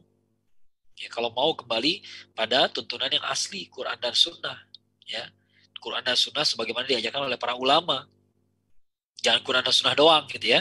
Ya, Quran dan Sunnah doang. Ya. Saya baca Quran sendiri, pahami sendiri. Oh, nggak bisa begitu. Ada Quran, ada ulumul Quran, pasti ada ahlinya. Ada hadis, ada ulumul hadis, berarti ada ahlinya juga. Ya, ahlinya itulah bisa ngejelasin ke kita. Ini ayat maksudnya apa sih? Ya. Kalau kita cuman apalagi kita nggak bisa bahasa Arab gitu ya, bahasa Arabnya nggak bisa, yang bisa bahasa Arab pun nggak bisa jadi ahli tafsir Quran. Masih banyak pelajaran yang harus dia jalani dulu, ya, sebelum dia jadi mufasir. Ya. Tapi intinya adalah ilmu itu dijaga oleh Allah. Ya, ilmu kita ini dijaga. Ya, kalau orang Kristen nggak punya lagi Bible yang asli. Ya, mereka nggak tahu lagi Yesus pakai bahasa apa, Yesus tampaknya kayak gimana aja nggak tahu lagi. Ya, nggak seperti yang digambarkan orang zaman sekarang. Ya, rambutnya pirang, hidungnya mancung, itu orang Eropa. Ya, sementara Yesus atau Nabi Isa alaihissalam orang Bani Israel, orang Timur Tengah gitu ya, bukan orang Eropa. Ya. Nah, kita berbeda sekali dengan mereka. Kita punya tuntunan yang masih asli. Ya, kapan aja kita mau bangkit, kita bisa olah tuntunan itu ya harus diikuti dulu gitu ya. Nggak bisa kita hari ini kita berkomitmen bikin menang, besok bisa menang, nggak bisa. Ya, tapi kita punya tuntunan yang asli itu masih ada. Ya, itu poinnya gitu ya. Jadi kalau kita mau kembali ke jalan yang benar, bisa. Kalau kita mau kembali berjaya, bisa juga. Kenapa? Umat yang dulu pernah berjaya, umat Muslim yang dulu pernah berjaya, juga pakai pegangan yang sama dengan yang kita pegang sekarang, gitu. Ya, jadi kalau kita mau berjaya seperti mereka, ya pakai aja tuntunan seperti mereka juga, gitu. Ya, insya Allah bisa. Ya, insya Allah bisa. Ya. Nah, sebagai penutup, ya inilah alasannya kenapa di SPI itu dulu ada materi Golden Age of Islam. Saya ganti menjadi musim semi peradaban Islam. Karena tiba-tiba saya baca majalah Al-Hikmah dan ada wawancara dengan Prof. Nakib Alatas. Beliau menjelaskan kurang lebihnya begini. Saya nggak kutip kata-kata beliau secara secara pasti ya, karena penjelasan beliau panjang gitu ya. Jadi saya jelaskan kembali saja gitu ya. Ini bukan kata-kata persisnya, tapi kurang lebihnya begini maksud beliau ya. Umat Muslim tidak melihat sejarah secara linear. Yang linear itu barat tadi ya. Pokoknya ada zaman kemasan, setelah itu kolaps, selesai ya. Kita tidak memandang peradaban Islam sebagai peradaban yang zaman kemasannya sudah lewat dan tidak akan kembali lagi ya. Makanya kita nggak pakai istilah zaman kemasan. Kalau setelah zaman kemasan berarti zaman apa? Zaman keperuguan ya, zaman besi atau zaman kegelapan. Kita nggak setuju itu ya.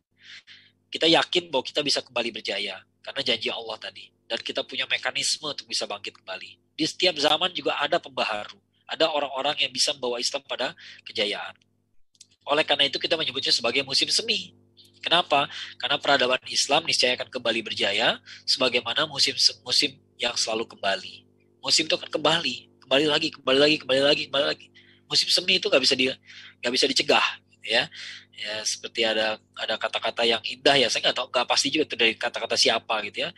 Anda bisa mencabut bunga-bunga, tapi Anda nggak bisa mencegah musim semi datang. Ya, bunga-bunga itu otomatis tumbuh kalau lagi musim semi. Ya, otomatis gitu. Ya, Anda bisa mencabut bunga, bisa. Ya, tapi apakah Anda bisa menghentikan musim semi? Susah. Ya, sepanjang musim semi bunga-bunga akan tumbuh. Ya, Anda bisa cabut yang di situ, nanti tumbuh di situ juga. Cabut lagi di sono, tumbuh lagi di sini. Pokoknya nggak bisa dicegah. Ya, nah kita meyakini sejarah seperti itu. Ya, makanya kita bikin bahasan seperti ini supaya teman-teman yang belajar di SPI, ya, termasuk yang belajar di komik ini juga ya, punya optimisme. Ya, kita nggak boleh pesimis gitu ya, nggak boleh pesimis atau nggak boleh optimis tapi buta gitu ya. Optimis buta, pokoknya akan berhasil, pokoknya aja gitu ya. Pokoknya kita sholat aja setiap hari, amal ibadah kita perbaiki, pokoknya beres masalah. Nggak gitu juga gitu ya. Ada roadmap yang harus kita jalani ya. Kita harus kembali pada tuntunan agama kita yang benar. Agama kita nggak ngajarin sholat doang kan, agama kita mengajarkan kecintaan pada ilmu misalnya ya. Jadi kita sholat aja nggak cukup ya, sholat aja nggak cukup. Tuh Abu Bakar sholat doang, nggak sekolah kok, nggak sekolah, nggak, ya di zaman beliau nggak ada sekolah emang gitu ya, tapi di zaman kita sekarang ada sekolah. Dan di zaman beliau Abu Bakar itu termasuk yang pinter. Umar tuh apalagi, Umar ya intelektual. Umar, Utsman tuh intelektual ya. Jadi jangan kira bahwa sahabat Rasulullah semuanya bodoh gitu, nggak gitu ya. Cuma mereka emang nggak sekolah ya, karena nggak ada sekolah. Tapi sekarang ada sekolah. Maka umat muslim jangan lalu kita tiru aja seperti Abu Bakar. Yang penting kita beramal ibadah setiap hari, yang penting kita sholat duha, yang penting kita sedekah. Gak begitu caranya. Ya, zaman sekarang ilmu itu ada di mana? Kalau ada di sekolah ya kejar sekolahnya. Kalau ada perguruan tingginya kejar perguruan tingginya. Dulu gak begitu. Dulu kehidupan kita gak sekompleks itu. Ya, tapi kecintaan kita pada ilmu harus kita produksi ulang di umat kita sekarang nih. Ya, dengan cara kita gitu ya, bukan dengan cara seperti di zaman Rasulullah. Zaman Rasulullah dulu orang mau ngejar gelar akademis gimana caranya? Wah, nggak ada perguruan tingginya gitu ya. Tapi sekarang ada, ya sekarang ada. Maka kita harus bertarung pada level itu. Ya dulu nggak ada tuh Ghazul Fikri pakai bikin jurnal makalah segala. Ya dulu nggak ada makalahnya. Sekarang ada. Ya, Anda jangan bikin alasan gitu ya. Ya buat apa kita bertarung di level jurnal? Toh mereka memenangkan diri mereka sendiri gitu ya. Jangan jadi pembenaran. Ya, jangan jadi pembenaran. Ya keluarlah dari zona nyaman. Ya coba kita hadapi tantangan dunia ini gitu ya. Kalau kita betul-betul berpegang pada aturan ajaran Islam gitu ya, harusnya kita harusnya kita memperoleh kebesaran. Ya, saya nggak bilang kemenangan, ya, tapi kebesaran. Ya, insya Allah kita bisa jadi orang yang besar di segala zaman. Ya, di akhir zaman pun bisa jadi orang-orang hebat juga. Ya, jangan mengira di akhir zaman dajjal melulu isinya, enggak gitu ya. Di antara orang-orang di akhir zaman juga ada orang-orang hebat, ada orang-orang terpilih. Ya, di setiap zaman ada orang-orang yang bisa bangkit gitu ya. Mudah-mudahan bermanfaat. Saya cuma sampai sini dulu. Sorry, saya kembalikan kepada moderator. Fadol. Baik, jazakallah khairan untuk guru kita Ustadz Akmal Syafri yang telah memberikan kepada kita penjabaran tentang tadi penjabarannya memang konsep sekali ya. Kenapa dinamakan musim semi peradaban Islam? Tadi dijelaskan makna dan karakteristiknya. Karena memang mayoritas umat kita sekarang itu yang istilah yang lebih seksi memang ya the golden age of Islam itu, karena memang konotasinya itu golden itu sesuatu yang sangat baik gitu. Peringkat 1 selalu diidentikan dengan emas dan semacamnya.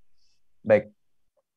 Oke, untuk teman-teman yang ingin bertanya tentang materi yang disampaikan oleh guru kita Ustadz Akmal Syafril tadi, silahkan jika ada pertanyaan bisa menggunakan fitur raise hand, atau kalau misalnya tidak ingin menggunakan fitur raise hand bisa menggunakan dan menuliskan pertanyaan di kolom chat. Dipersilakan pada teman-teman.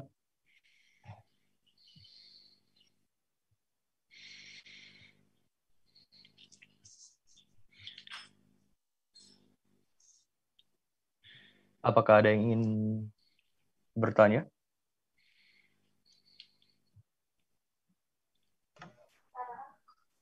Assalamualaikum Ustaz. Waalaikumsalam. Oh, ini dari Mas Abdul Khalid ya? Wih, siap. Oke, dipersilakan Mas. Ya. Ya, Assalamualaikum Ustaz. Waalaikumsalam. Waalaikumsalam warahmatullahi. Ya, Alhamdulillah Allah pertemukan kembali kita dalam majelis ilmu yang mulia ini, Masya Allah. Semoga Ustaz selalu diberikan keberkahan ilmu oleh Allah Subhanahu Wa Taala. Amin. Amin.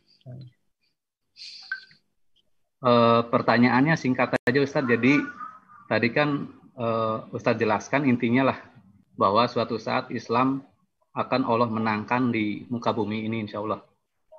Tapi satu yang masih belum saya pahami adalah makna kemenangan itu sebenarnya seperti apa sih? Maksudnya menang secara apa dan gimana kondisi kita pada saat itu nanti, dan ke depan itu, di masa kemenangan kita itu musuh-musuh Islam kondisinya seperti apa sih gitu.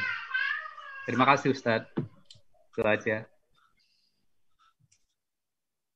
Siap. Ustadz bisa dijawab terlebih dahulu. Nanti ada pertanyaan yang muncul di kolom chat. Dipersilakan Ustadz. Ya, ini sekalian menjawab yang dari Mbak Alia Febriana ya, kurang lebih sama, kurang lebih berhubungan lah gitu ya. Sebenarnya ketika kita menang itu seperti apa sih? Kalau disebut menang ya menang, ya artinya kita akan berjaya, yang lain akan berada di bawah kita, dan kita bukan menindas mereka ya. Tugas kita kan adalah menjadi soko guru peradaban bagi umat manusia. Ya, itu tugas kita. Tugas kita ini ngajarin manusia caranya jadi manusia. Ya, itu tugasnya umat Islam. Ya. Nah, oleh karena itu pada saat kita menang, tugas kita adalah mengayomi yang lain. Ya, jangan mengira bahwa di akhir zaman nggak ada orang kafir. Nanti setelah Dajjal mati nggak ada orang kafir lagi, masih ada. Ya, itu yang mengalami kiamat justru orang kafir. Sesaat sebelum kiamat kan orang beriman justru diwafatkan dulu sama Allah. Ya, maka yang mengalami kiamat yang sangat menderita itu adalah orang-orang kafir. Ya. Tapi kemenangan di akhir zaman itu apakah kalau ditanya kemenangan di akhir zaman ya hadirnya Imam Mahdi, hadirnya Nabi Isa alaihissalam, itulah saat-saat kemenangan akhir zaman gitu ya. Tapi sekali lagi saya katakan kita nggak perlu mencari kemenangan harus di akhir zaman gitu. Ya nggak mesti lalu di akhir zaman kita baru merasakan menang, nggak juga. Ya itu Abdurrahman Nasir di Andalusia jauh belum di masa-masa ketika orang menyebutnya Mulkan Adon, ternyata beliau jadi orang hebat. Ya, Salahuddin Al-Ayyubi ketika khalifah di Baghdad itu korup, dia masih bisa jadi orang terbaik kok. Ya, masih bisa jadi orang yang terbaik juga gitu. Ya, ini pentingnya kita mengubah cara berpikir kita. Ya, saya pernah ketemu dengan seorang syekh dari Timur Tengah, dari Mesir lebih tepatnya ya. Dia tanya waktu itu Mursi masih jadi presiden. Ya, enggak, baru digulingkan ya. Nah, dia nanya ke kita gitu ya. Kira-kira kalau ada yang nanya ke antum, ini pertanyaan yang sering dipakai orang-orang liberal untuk nyerang kita gitu ya. Kira-kira kalau ada orang nanya ke antum, siapa sih negara yang paling bagus menerapkan Islam? Di mana sih Islam itu sukses diterapkan? Antum mau jawab apa? Apakah Turki? Enggak loh. Ya, Turki itu masih sangat sekuler ya. Kita sangat bangga pada apa yang dilakukan oleh Erdogan. Kita sangat bangga. Tapi apa yang beliau kerjakan belum selesai. Ya, Turki masih sekuler, makanya orang suka pada kaget nih, kirain Turki udah kayak gimana, udah kayak Erdogan semua gitu ya. Erdogan kan orang soleh, begitu nyampe ke sana ternyata masih pada pakai tank top. Nah, kaget orang gitu ya. Padahal ya emang begitulah Turki masih begitu. Ya, hanya saja Erdogan sukses. Ya, Erdogan sukses secara bertahap mengembalikan ajaran Islam yang tadinya nggak boleh pakai jilbab boleh sekarang gitu ya. Dulu begini sekarang begitu ya. Ada perubahan tapi belum selesai. Ya, Mesir ya nggak juga, udah dikudeta sekarang yang mau berkuasa orang zolim gitu ya. Di mana sih yang paling sukses? Saudi Arabia kagak ya. Saudi Arabia kagak sama sekali gitu ya. Dia dari dulu sekutunya Inggris, sekutunya Amerika, sekutunya Israel, udah tahu lah semua ya. Jadi nggak dengan mengatakan bahwa Saudi Arabia itu belum sukses bukan berarti kita menafikan bahwa di situ ada ulama-ulama yang baik ya, enggak juga ya. Di mana-mana ada ulama yang baik. Turki juga ada ulama yang baik. Di mana-mana ada lah ya, di Irak, di Suriah pasti ada orang ulama yang baik gitu. Enggak ada wilayah orang-orang jelek semua, orang jahat semua gitu. Amerika aja ada ulamanya juga kok. Ada ulama yang solehnya juga ya. Tapi di mana pemerintahan yang terbaik? Ternyata jawaban beliau apa? Kenapa antum enggak perhitungkan Gaza? Ya. Oh, karena Gaza itu kan diperangi. Nah, itu tandanya kita berpikir secara materi. Secara materi, Gaza itu menderita. Dibom, dapat air susah, gitu ya.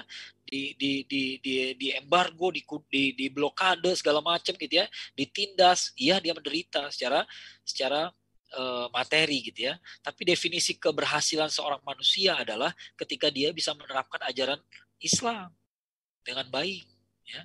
Dan di dunia ini orang bebas menjalankan ajaran Islam ya di Gaza doang. Kenapa? Karena yang berkuasa di situ, yang penguasa politiknya, penguasa militernya, penguasa yang mengatur pendidikannya, resource-nya, itu juga, ya, orang-orang itu juga. Jadi kita bebas. Kita nggak ada intervensi orang sekuler di sana. Ya, nggak ada urusan sama orang sekuler di sana. Orang sekuler nggak bisa bikin kurikulum pendidikan di sana gitu, nggak bisa. Ya, Gaza itu milik umat Islam. Ya, milik umat Islam yang benar maksudnya gitu ya, bukan yang liberal gitu ya. Kita di sana nggak punya masalah sama komunisme, ya. Kita bisa atur sendiri kehidupan kita di sana, ya. Makanya susahnya ini kita memandang segala sesuatu dari segi materi. Makanya kita nggak pernah perhitungkan bahwa di Gaza itu ideal, ya. Nah ini yang perlu kita garis bawahi. Para sahabat itu kita heran kenapa generasi sahabat disebut generasi terbaik. Padahal kemajuan sains bukan pada zaman itu. Ya, kekayaan bukan pada zaman itu, ya, bukan pada zaman itu. Kekayaan orang zaman Daula Abbasiyah lebih kaya lagi, ya. Di Andalusia lebih kaya lagi. Tapi generasi terbaik itu generasi sahabat. Kenapa? Karena perhitungannya bukan uang, bukan materi, bukan sains dan teknologi, tapi apakah Anda bisa menjalankan ajaran Islam dengan benar, ya. Walaupun Anda ditindas, walaupun Anda menderita, tapi kalau Anda menjalankan Islam dengan benar, maka Anda jadi orang baik. Dan itulah yang dimiliki oleh generasi sahabat. Ya, generasi sahabat tuh nggak semuanya kenyang, nggak semuanya kaya, tapi semuanya Muslim yang baik. Nah, gitu ya. Nah ini yang susah ya. Nah kalau ditanya kemenangan akhir zaman ya itulah Imam Mahdi sama Nabi Isa alaihissalam akan turun kembali ngeberesin masalah ya. Setelah itu kita menang. Setelah kita menang nggak berapa lama, setelah kita menang Nabi Isa alaihissalam hidup bersama kita 40 tahun kan, itu hadisnya kan. Setelah itu terjadilah kiamat. Ya, Nabi Isa akan wafat, lalu kemudian dimakamkan bersama makam Rasulullah SAW, Abu Bakar dan Umar. Ya, di tempat yang sama gitu ya. Setelah itu ya beres akhir zaman mulailah episode kiamat gitu ya.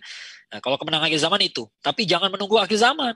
Ya, di zaman kita pun kita bisa menciptakan kemenangan-kemenangan kecil kok. Ya, jadi jangan kita berpikir sekarang emang zamannya kita dizolimi, jadi ya udahlah. Ya jangan ya udahlah gitu ya. Tetap aja kita harus berjuang. Ya, kita harus berjuang. Fadol. Baik, semoga bisa menjawab 2 pertanyaan ya. Jadi sekali melempar batu, Ustadz langsung terkena 2 kucing nih ternyata. Sekali pertanyaan langsung 2. Amat dilempar. Ya nggak boleh nanti kena kasus kayak Panji. Oke.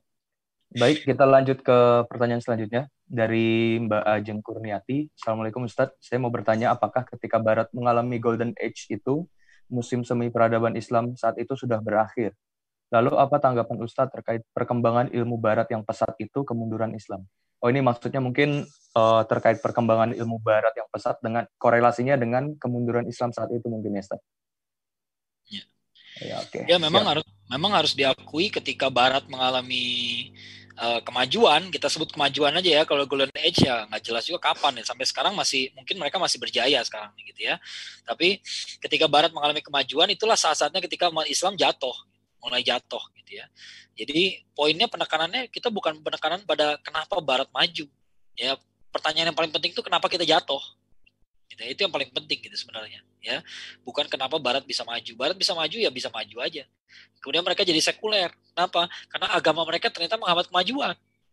Nah, makanya sekarang ada orang-orang Islam liberal, orang yang berpikir bahwa kalau kita mau maju seperti Barat ya kita pakai cara Barat. Kita harus sekuler. Padahal agama Islam nggak pernah melarang kemajuan. Ya, nggak pernah ada orang ya yang curhat gitu ya, saya belajar fisika tapi terhambat. Kenapa? Karena saya seorang Muslim. Nggak ada yang kayak begitu gitu ya. Orang tetap aja bisa jadi fisikawan yang baik. Ya, nggak ada masalah. Kalau nggak ada masalah, kenapa diciptakan masalah? Ya, harusnya kita bisa maju tanpa harus jadi sekuler. Orang Barat perlu jadi sekuler karena agama mereka nggak cocok, nggak kompatibel sama sains. Nah ya, dan di sisi lain, yang maju dari Barat itu kan sainsnya. Kemanusiaan gimana? Tidak maju sama sekali, malah nyungsep. Ya, malah nyungsep. Amerika udah berjaya kayak begitu, udah jadi negara adidaya. Sekarang masalahnya apa? Rasisme. Ya, ternyata masalah dulu nggak beres-beres sampai sekarang. Ya, ternyata mereka sebagai manusia tidak baik. Ya, walaupun mereka kaya, walaupun mereka pinter, walaupun mereka punya teknologi. Makanya sains, teknologi, kekayaan, kemenangan itu nggak bisa jadi ukuran dari kebenaran. Ya, makanya yang ukuran kita itu adalah kita tuh sukses kalau kita bisa jadi hamba Allah yang baik. Ya, di segala kondisi. Ketika kita lagi disiksa kayak di Gaza, ya, lagi di embargo kayak di Gaza, atau ketika kita lagi menang, lagi happy, ya, tetap kita jadi hamba Allah yang baik. Itu patokannya, ya. Nah, ketika Barat mengalami zaman keemasannya, peradaban Islam memang lagi jatuh. Ya, saya nggak bilang musim semi peradaban saat itu sudah berakhir ya, karena musim kan akan kembali lagi gitu ya. Nah, bagaimana perkembangan ilmu Barat yang pesat itu dengan kemunduran Islam ya. Perkembangan ilmu Barat ya, ada 2 hal yang minimal perlu digarisbawahi ya. Yang pertama tadi udah dijelaskan bahwa Barat itu maju kalau mereka ninggalin agamanya.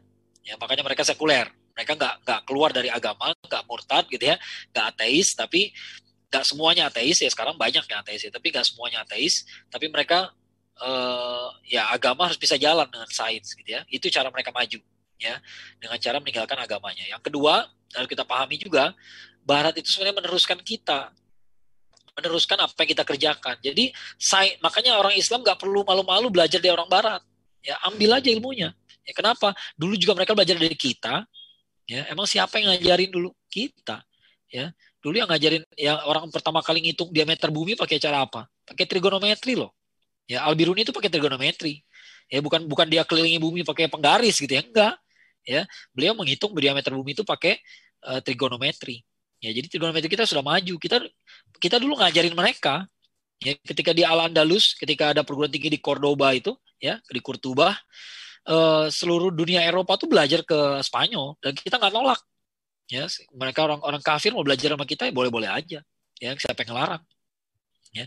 Oleh karena itu sekarang mau belajar apa aja dari orang Barat boleh. Siapa yang larang? Yang masalahnya adalah ketika Anda belajar, Anda bisa nyaring nggak? Nah, kalau nggak bisa nyaring, tiba-tiba semua dari Barat kita ambil, maka kita ngambil yang jelek-jeleknya juga. Ya, makanya orang bilang saya belajar dari Barat karena Barat lebih maju. Begitu pulang apa yang dipelajari? Maboknya, zinahnya. Ya, bukan itunya yang diambil gitu ya.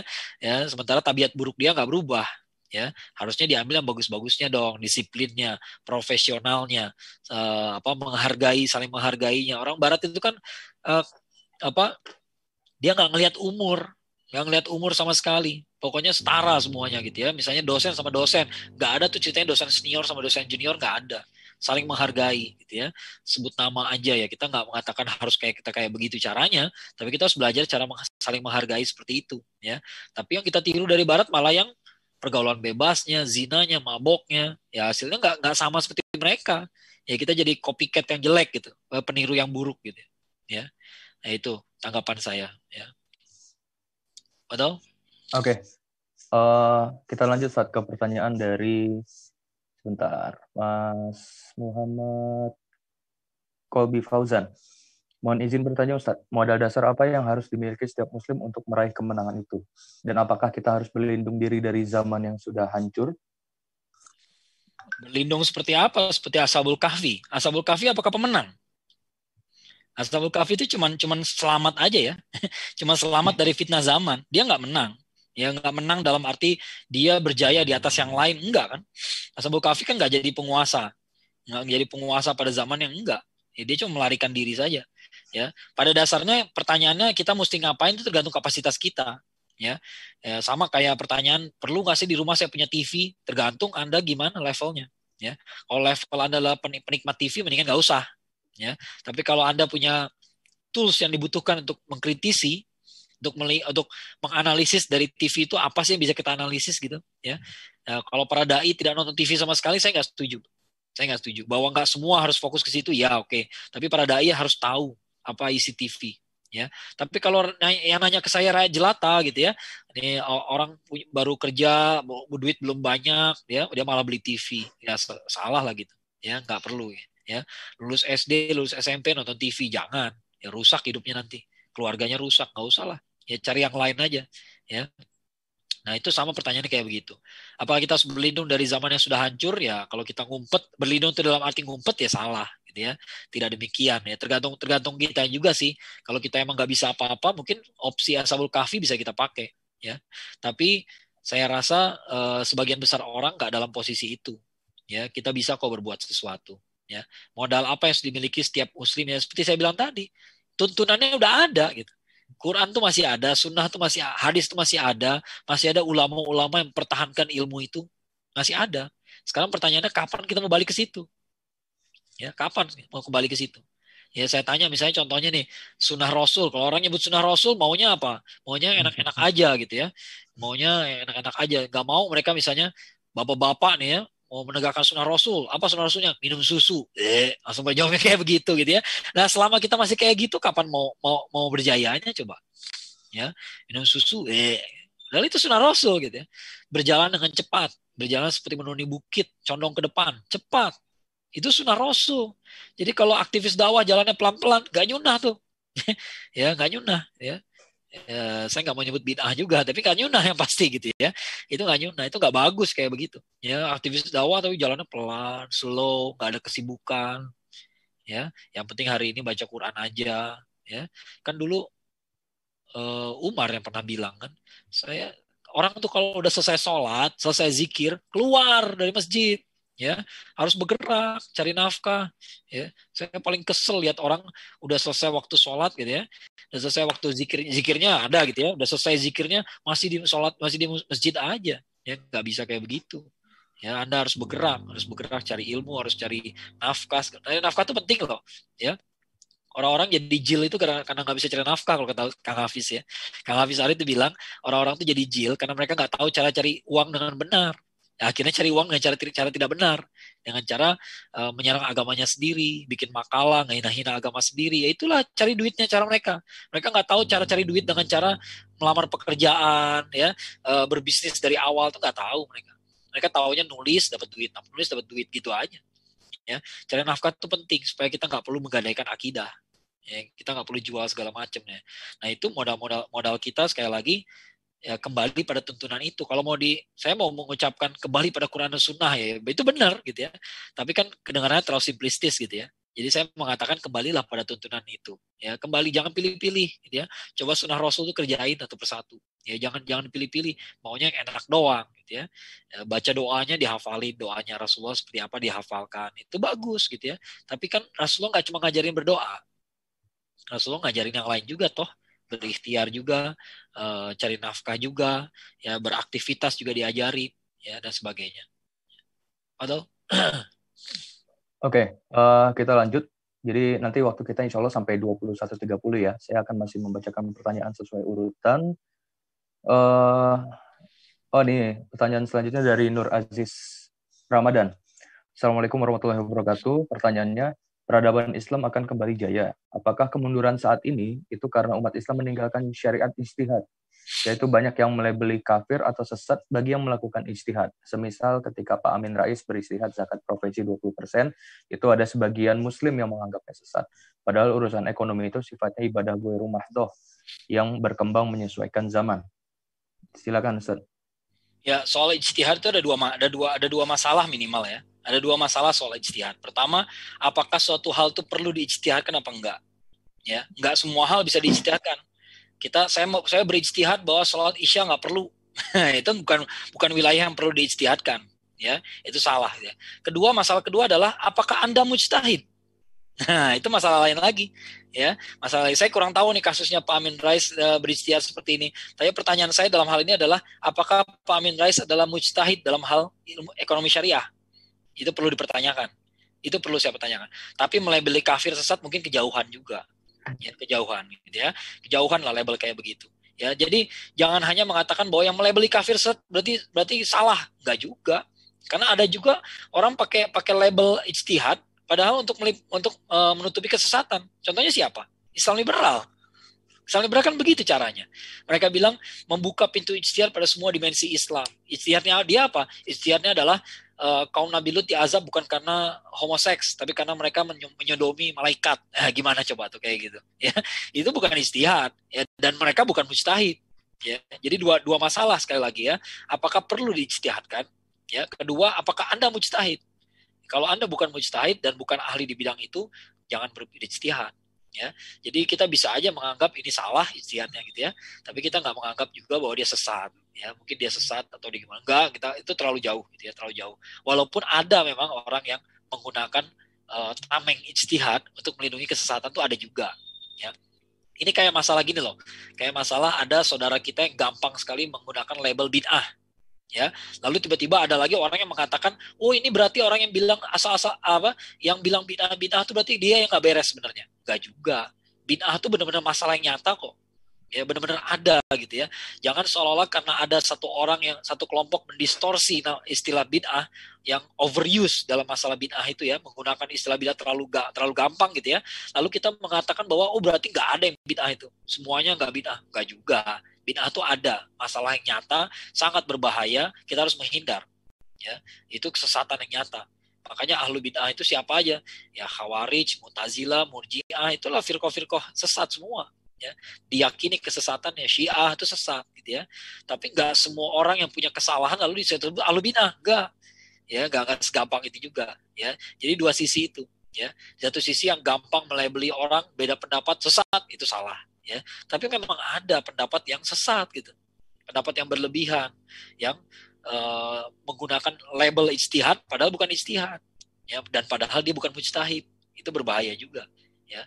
Nah, wallahualam bishawab. Saya nggak tahu kalau kasus yang ini gimana, saya cuma kasih contoh aja ya. Kita harus fair ngelihat dua sisi, ya. Fadol. Oke, kita lanjut lagi. Ini selanjutnya pertanyaan dari sebentar. Oke, dari Raden Istighfar. Mohon izin bertanya, bagaimanakah jalan menuju kemenangan? Sementara umat Islam masih banyak yang dogmatis, padahal kejayaan pada masa Abbasiyah didorong oleh penguasaan filsafat dan ilmu pengetahuan. Padahal indikator penguasaan ilmu adalah budaya menulis dan membaca, di mana budaya menulis, ya termasuk jurnal ilmiah, sistematis dan objektif, dan membaca masih jauh pada kebanyakan umat Islam, termasuk para asatids di Indonesia. Tafadhol Ustaz.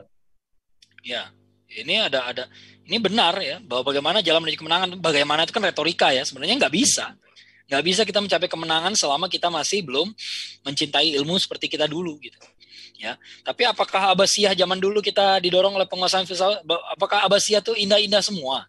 Nggak juga ya. Zaman Harun al-Rasyid iya ya, tapi di zaman khalifah yang lain itu Al-Quds dikuasai oleh pasukan salib ya, dan kemudian nggak ada khalifah yang peduli, sampai kemudian dikerjain sama Salahuddin sendiri.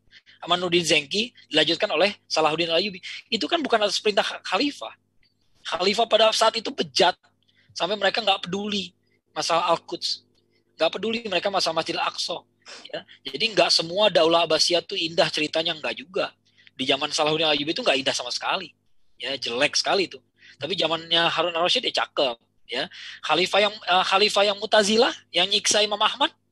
Ya, banyak orang liberal bilang Mu'tazilah tuh jadi pinter ya, Mu'tazilah tuh orang pinter, makanya mereka lebih baik. Kalau pinter kenapa nyiksa? Kenapa harus memaksa Imam Ahmad? Ya, Imam Ahmad disiksa, nggak mau nurut disiksa. Ya kalau mau ngalahin orang pakai debat dong, pakai argumen dong, jangan disiksa. Ya, dan akhirnya Mu'tazilah kalah juga kan sama Imam Asy'ari. Ya, itu zamannya Abbasiyah gitu ya. Jadi jangan juga seolah-olah Daulah Abbasiyah bagus semua, ya saya rasa itu penggambaran yang tidak tepat juga gitu ya. Ada masa-masa bagusnya. Demikian juga Andalusia di zamannya di Cordoba itu sempat menjadi mercusuar ilmu pengetahuan. Tapi yang jelas, yang pasti seperti yang Antum sebutkan di sini, bahwa kita nih kalau mau berjaya ya pakai ilmu.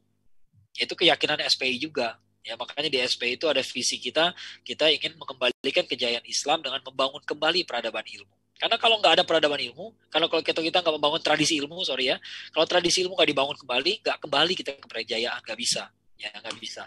Ya itu makanya kita bikin kajian soal musim semi peradaban Islam. Pertama supaya kita nggak pesimis, kedua supaya nggak optimis tapi optimis tepara ruguh gitu. Pokoknya kita akan menang, pokoknya gitu ya. Pokoknya gimana caranya nggak tahu. Nah itu tepara ruguh gitu.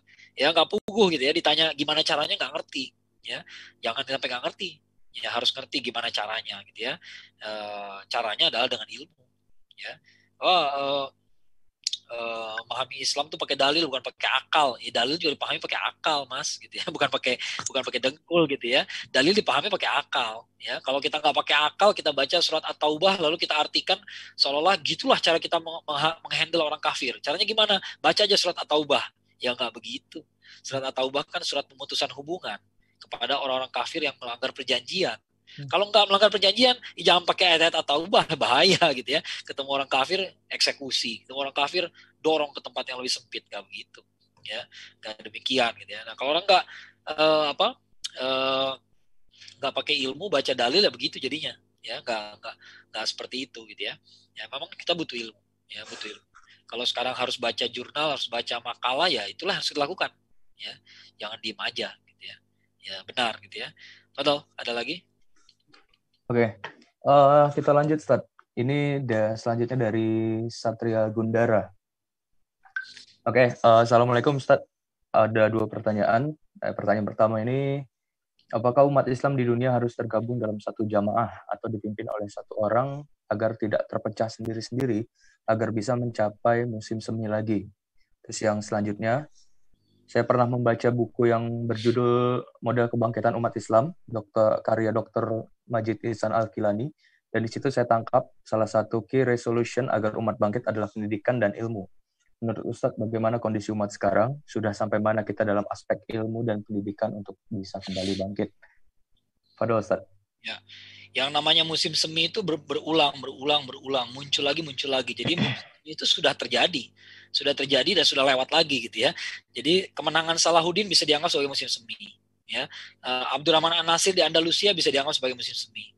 Yusuf bin Tasyafin dari kaum Murabitun dari Senegal bisa dianggap sebagai musim semi juga. Islam sampai mewarnai kehidupan Nusantara, sampai orang Melayu itu identik sama Islam, itu bisa dianggap sebagai musim semi. Ya, bisa dianggap sebagai kejayaan gitu ya. Nah, tapi kalau yang dimaksud musim semi adalah musim semi di akhir zaman nanti, kemenangan yang di ultimate gitu ya, di ultimate victory gitu ya, kemenangan yang terakhir nanti ya, itu pada saat itu umat Islam akan dipimpin oleh satu orang, ya, Imam Mahdi, ya, dan ada Nabi Isa kan di situ. Ya, walaupun Nabi Isa nggak jadi pemimpinnya malah Imam Mahdi.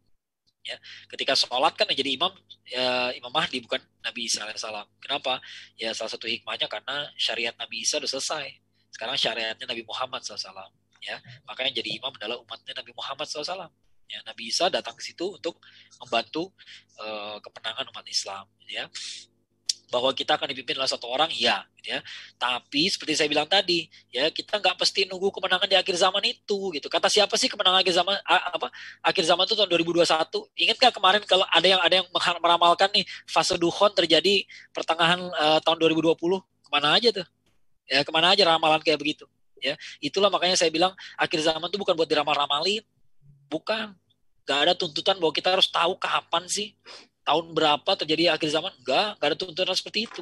Pokoknya di mana kita berada, di zaman kapanpun kita hidup, kita harus berusaha membangkitkan kejayaan Islam di zaman kita sekarang. Ya, membangkitkan musim semi di zaman kita sekarang. Walaupun musim seminya bukan musim semi yang ultimate gitu ya, bukan yang terakhir itu, bukan di ultimate victory. Ya, kalau antum maunya kemenangan yang terakhir, ya tahu dari mana itu yang terakhir. Ya, Nabi Imam Mahdinya belum muncul, Nabi Isanya belum muncul, kita nggak tahu. Ya, selama itu belum terjadi ya kita asumsi kita harus bertahan hidup di zaman sekarang aja. Ya, sekarang belum akhir zaman, ya, sekarang belum kelihatan gitu ya.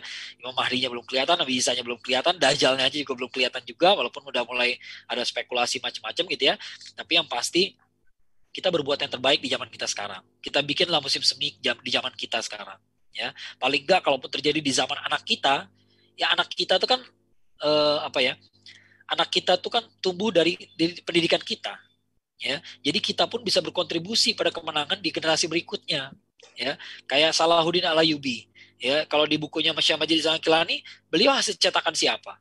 Hasil cetakannya Nurul Zenki, hasil cetakannya Syekh Abdul Qadir Jilani. Dimundurin lagi Imam Al-Ghazali, ya. Apakah Imam Al-Ghazali nggak ada artinya? Karena di zaman beliau ternyata belum jadi musim semi itu, ya. Tapi kan musim semi itu dimulai gara-gara langkah beliau. Ya, maka beliau juga punya kontribusi.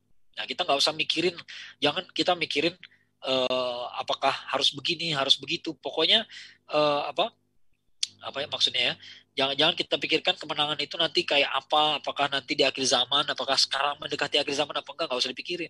Pokoknya musim semi peradaban Islam itu akan terjadi, ya. Di akhir zaman pasti akan menang, ya. Nah, sebelum akhir zaman juga akan ada kemenangan-kemenangan kecil. Kemenangan kecil itu pasti ada gitu ya. Jadi kita nggak usah berpikir sekarang zamannya ini memang zamannya Dajjal muncul, emang tugas kita menderita sekarang gitu ya. Enggak, ya, bukan tugas kita menderita, bukan, tugas kita berjuang. Ya, tugas kita berjuang, ya. Nah, kemudian key resolution-nya adalah pendidikan dan ilmu. Sekarang kondisi umat sekarang gimana? Kondisi umat sekarang nih ya, saya kasih tahu aja nih gitu ya. Sekarang aja orang masih ngomong gini ke saya. COVID-19 itu nggak ada. Buktinya saya nggak kena. Terus kalau lu nggak kena berarti nggak ada. Cerdas banget. Cerdas banget gitu. Ya, kalau kayak gitu cara kita menghandle semua masalah, kacau. Ya, kacau, logikanya kacau sekali. Ya, saya nggak ada. Saya keluar kemana-mana nggak pakai masker, nggak kena. Harusnya lu bersyukur, bukan sombong. Ya, bukan sombong. Ya, tapi bahwa orang lain kan ada yang kena. Ya, ada orang ngomong kayak gitu ke depan muka saya, dia nggak tahu bahwa paman saya kemarin baru wafat gara-gara COVID. Dan paman saya adalah dokter. Sekeluarga dokter semua. Paman saya guru besar di Universitas Andalas, di fakultas kedokterannya. Ya, ketika beliau sakit, yang nanganin tuh para direktur rumah sakitnya. Karena direktur rumah sakit itu pada murid-murid beliau semua. Ya, apakah mereka nggak tahu penyakit apa yang menimpa mereka? Ya, sekarang kita hanya gara-gara satu orang nggak kena COVID, dia ngomong nyerocos kemana-mana, kita percaya aja. Itulah betapa tidak ilmiahnya kita sekarang gitu. Betapa kita nggak ilmiah. Nggak ada yang kena COVID di RT gua, di RT lu gitu ya. Tanya kayak ke perawat, ke dokter yang kerja di RSUD, ya. Di teman kita di SPI ada tuh yang kerja jadi perawat di RSUD Depok gitu ya. Tanya ke dia kenapa? Karena observasi dia ada levelnya Depok. Ya. Observasi NT levelnya RT gitu. Di RT NT emang belum ada ya, alhamdulillah kalau gitu ya. Tapi kata orang yang observasinya levelnya kota, dia udah bilang tiap hari datang orang kena COVID, ya. Siapa pendapat yang lebih kuat? Pendapat mana yang lebih kuat? Ya, kalau logika itu dipakai kita tahu jawabannya. Ya. Tapi nyatanya sekarang nggak gitu kan? Ya, nyatanya nggak gitu. Ya, sekarang orang masih bilang bumi datar. Ya, bumi datar. Kenapa? itu konspirasi NASA. Ya elah, belum tahu Al-Biruni dia. Ya, kemarin SPI Bandung ya, SPI Bandung, alumni SPI Bandung baru bikin kajian tuh bagaimana cara Al-Biruni menghitung diameter bumi. Ya bayangin gitu ya, supaya orang nggak nanya-nanya, supaya orang nggak berpikir gampang-gampang aja. Gitu. Tahu dari mana bumi datar? Pernah nonton film YouTube nggak Ustaz? Ya YouTube, gitu ya. Ya, yang bikin videonya lu nggak tahu, uploadnya nggak tahu, akunnya anonim. Tiba-tiba Anda belajar dari situ, tradisi ilmiahnya mana? Tradisi ilmiahnya kemana? Nah inilah dunia kita sekarang. Inilah umat kita sekarang. Ya jadi jangan marah-marah kalau kita kok belum berhasil kembali ke kejayaan ya Ustaz ya. Ya belum lah gitu ya. Kondisinya masih kayak begitu. Ya mau gimana lagi? Ya sabar-sabar aja gitu ya. Sabar tapi sambil bekerja ya. Bukan sabar diam menunggu. Ya. Sabar sambil bekerja. Ya, bekerja pun harus menunggu hasil kan. Hasil itu kan kita bekerja sekarang bukan berarti hasilnya besok ya. Tetap kita harus bekerja dan kita harus sabar. Ya. Betul? Oke, ini ada yang direct ke saya pertanyaan. Sebentar. Oh ini, maaf. Oke, Assalamualaikum Ustadz. Pertanyaan saya, menurut pandangan Ustadz, ini menarik nih Ustadz pertanyaannya. Menurut pandangan Ustadz, seberapa besar peluang orang Melayu yang katanya belum pernah memimpin kemenangan Islam akan mendapat giliran memimpin? Apakah itu hanya opini yang optimis atau memang ada justifikasi kuat di balik pendapat ini? Silakan Ustadz sebagai orang Melayu. Ini ada yang menarik ya. Ternyata Tarikh At-Tabari udah membahas orang Melayu. Dan ternyata menurut sejarah yang beliau pegang, kita nggak tahu persis sejarahnya ini dari mana gitu ya. Tapi beliau menyatakan bahwa Nabi Ibrahim alaihissalam tuh setelah Sarah meninggal, Sarah tuh ibundanya Nabi Ishak alaihissalam. Ya, dari Sarah beliau dapat Nabi Ishak alaihissalam, dari Hajar beliau dapat Nabi Ismail alaihissalam. Ya anaknya cuma 2 itu. Ya, nah tapi ketika Sarah meninggal, maka Nabi Ibrahim alaihissalam menikah dengan perempuan yang ketiga, yang satu lagi. Nah dari perempuan yang ini Nabi Ibrahim alaihissalam dapat anak 6 orang. Ya 6 orang. Yang satu jadi nenek moyangnya bangsa Madian. Ya bangsa Madian yang Nabi Syuaib alaihissalam ya kalau nggak salah ya. Kemudian yang 5 merantau. Ya, merantau ke seluruh Asia, salah satunya menjadi nenek moyang bangsa Melayu. Itu disampaikan oleh Imam At-Tabari. Ya, At-Tabari itu ya ulama sangat otoritatif ya. Jadi bukan sembarangan juga gitu ya. Ya walaupun kita nggak bisa pastikan mana buktinya gitu, mana akte kelahirannya anak-anak Nabi Ibrahim ya susah lah gitu ya. Tapi fakta bahwa dia dibicarakan oleh Imam At-Tabari itu berarti canggih gitu ya. Berarti ini punya nilai yang luar biasa gitu ya. Itu salah satu teori dari para cendekiawan yang mengatakan bahwa kenapa umat Melayu itu punya keterikatan yang kuat dengan Islam ya, karena seolah-olah kita kembali pada milah Ibrahim ya, itu milahnya bapak kita dulu sebenarnya ya, nenek moyang kita juga gitu ya. Walau lebih sawa apakah kita beneran keturunan Nabi Ibrahim atau enggak, yang pasti kita keturunan Nabi kan, Nabi Adam alaihissalam sudah pasti ya, nggak usah khawatir lagi lah gitu. Pokoknya kita keturunan Nabi semua ya, kita zuriat semua gitu ya, bukan zuriat Rasulullah SAW gitu ya, tapi kita zuriat semua insyaallah gitu ya. Nah tapi yang pasti kita nggak butuh sih sebenarnya, kita nggak butuh ramalan-ramalan ya, kita nggak butuh, dan kita nggak pernah diajarkan untuk ngikutin ramalan ya. Siapa sih Bilal? Bilal tuh orang dari Ethiopia, ada nggak ramalan soal beliau? Nggak ada ya. Tapi ternyata Rasulullah SAW satu hari mengatakan, nih Bilal orangnya masih di sini, suara sendalnya udah kedengeran di surga. Ya, perlu nggak ada ramalan? Maksudnya ramalan sebelumnya gitu ya, nggak perlu. Ya, untuk jadi orang baik itu nggak perlu ramalan gitu. Ya, jadi kalau ditanya ada orang mengatakan Melayu ini belum pernah memimpin, lalu kita kemungkinan punya kesempatan memimpin, optimisme atau gimana Ustaz? Ya optimis emang harus optimis, siapa yang nyuruh pesimis gitu ya. Tapi kita nggak butuh ramalan. Ya, bukan karena ramalan kita bergerak. Ya, saya dalam beberapa kajian saya mengatakan bahwa semua bangsa yang disentuh oleh Islam sudah pernah memberikan putra putri terbaiknya. Ya, Cina aja punya Cheng Ho, punya Zheng He, itu Muslim tuh, Laksamana yang memimpin armada angkatan laut yang paling besar di dunia. Ya pada zamannya gitu ya. Laksamana Cheng Ho itu orang Islam. Ya, Salahuddin Al-Ayyubi orang mana? Ya, Nuruddin Zengki orang Suriah. Salahuddin bukan, dia suku Kurdi. Suku Kurdi yang hari ini jadi masalah. Hari ini jadi masalah di mana-mana, di Turki jadi masalah, di Suriah jadi masalah, di Irak jadi masalah. Kurdi itu dulu pernah melahirkan Salahuddin Al-Ayyubi. Ya, kalau orang Arab ya nggak usah diceritain lagi lah. Orang Arab udah melahirkan Nabi kita gitu, udah clear lah, sudah beres gitu ya. Orang Mesir pernah melahirkan siapa? Orang Libya pernah melahirkan Syekh Amar Mukhtar. Orang Mesir pernah melahirkan Abul Hasan apa?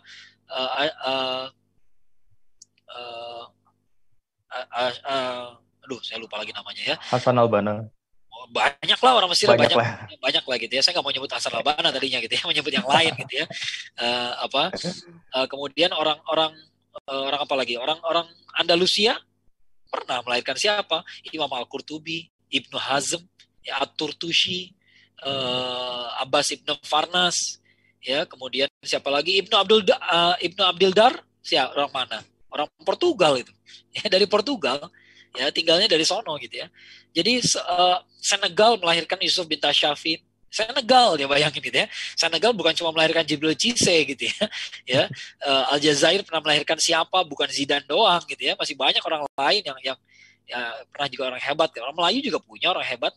Ya, ada Imam Masjidil Haram Syekh Ahmad Khatib Al-Minangkabawi. Ya, ada Buya Hamka tuh levelnya internasional loh. Ya, nama Buya Hamka itu dikenal sama dunia internasional. Pak Nasir juga levelnya internasional. Orang Suriah pernah melahirkan Mustafa Sibai misalnya. Ya, ulama besar juga gitu ya. Jadi sebenarnya kita nggak butuh ramalan. Ya, yang kita butuhkan apa? Islam. Ya, yang kita butuhkan itu.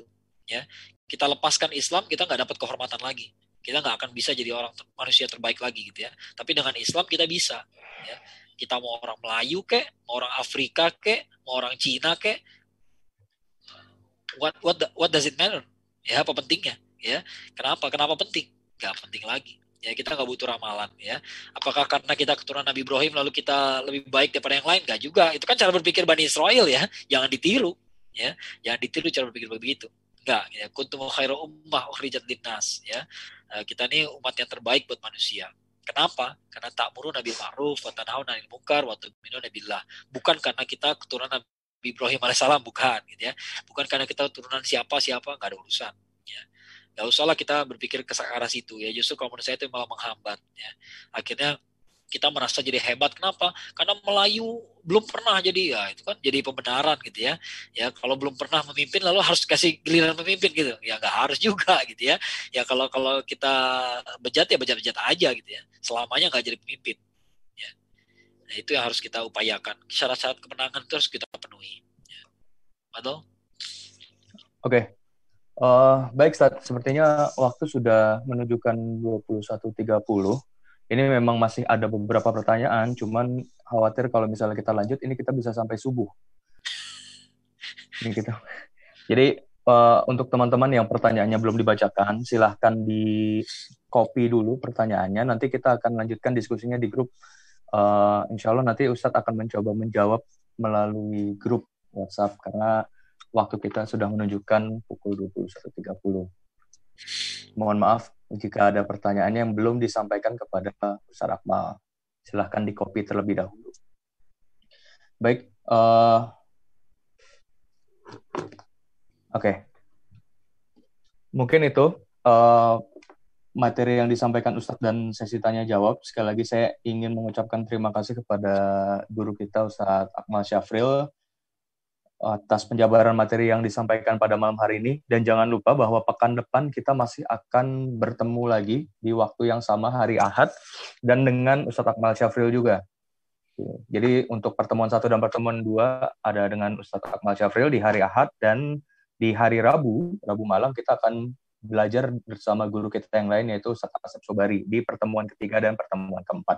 Jadi teman-teman, insya Allah kita berdoa sama-sama agar kita bisa istiqomah dan konsisten dalam pembelajaran ini. Dan informasi juga bahwa nanti di grup yang teman-teman sudah masuk semuanya, di grup komik kelas MSPI, akan dibagikan post-test dari setiap materi yang disampaikan per pekannya.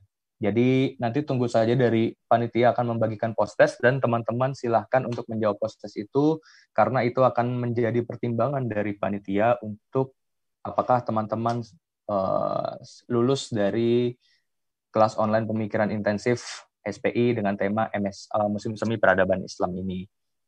Mungkin itu saja dari saya. Jika ada yang ingin ditanyakan, dan pertanyaan tadi jangan lupa untuk disampaikan di grup juga, nggak masalah. Kita tutup pertemuan kita pada malam hari ini dengan lafaz hamdalah. Alhamdulillah Rabbil Alamin, dan doa kafaratul majlis. Subhanakallahumma bihamdika asyhadu an la ilaha illa anta astaghfiruka wa atubu ilaik. Sekian dari saya, mohon maaf bila ada kesalahan yang saya ucapkan. Assalamualaikum warahmatullahi wabarakatuh.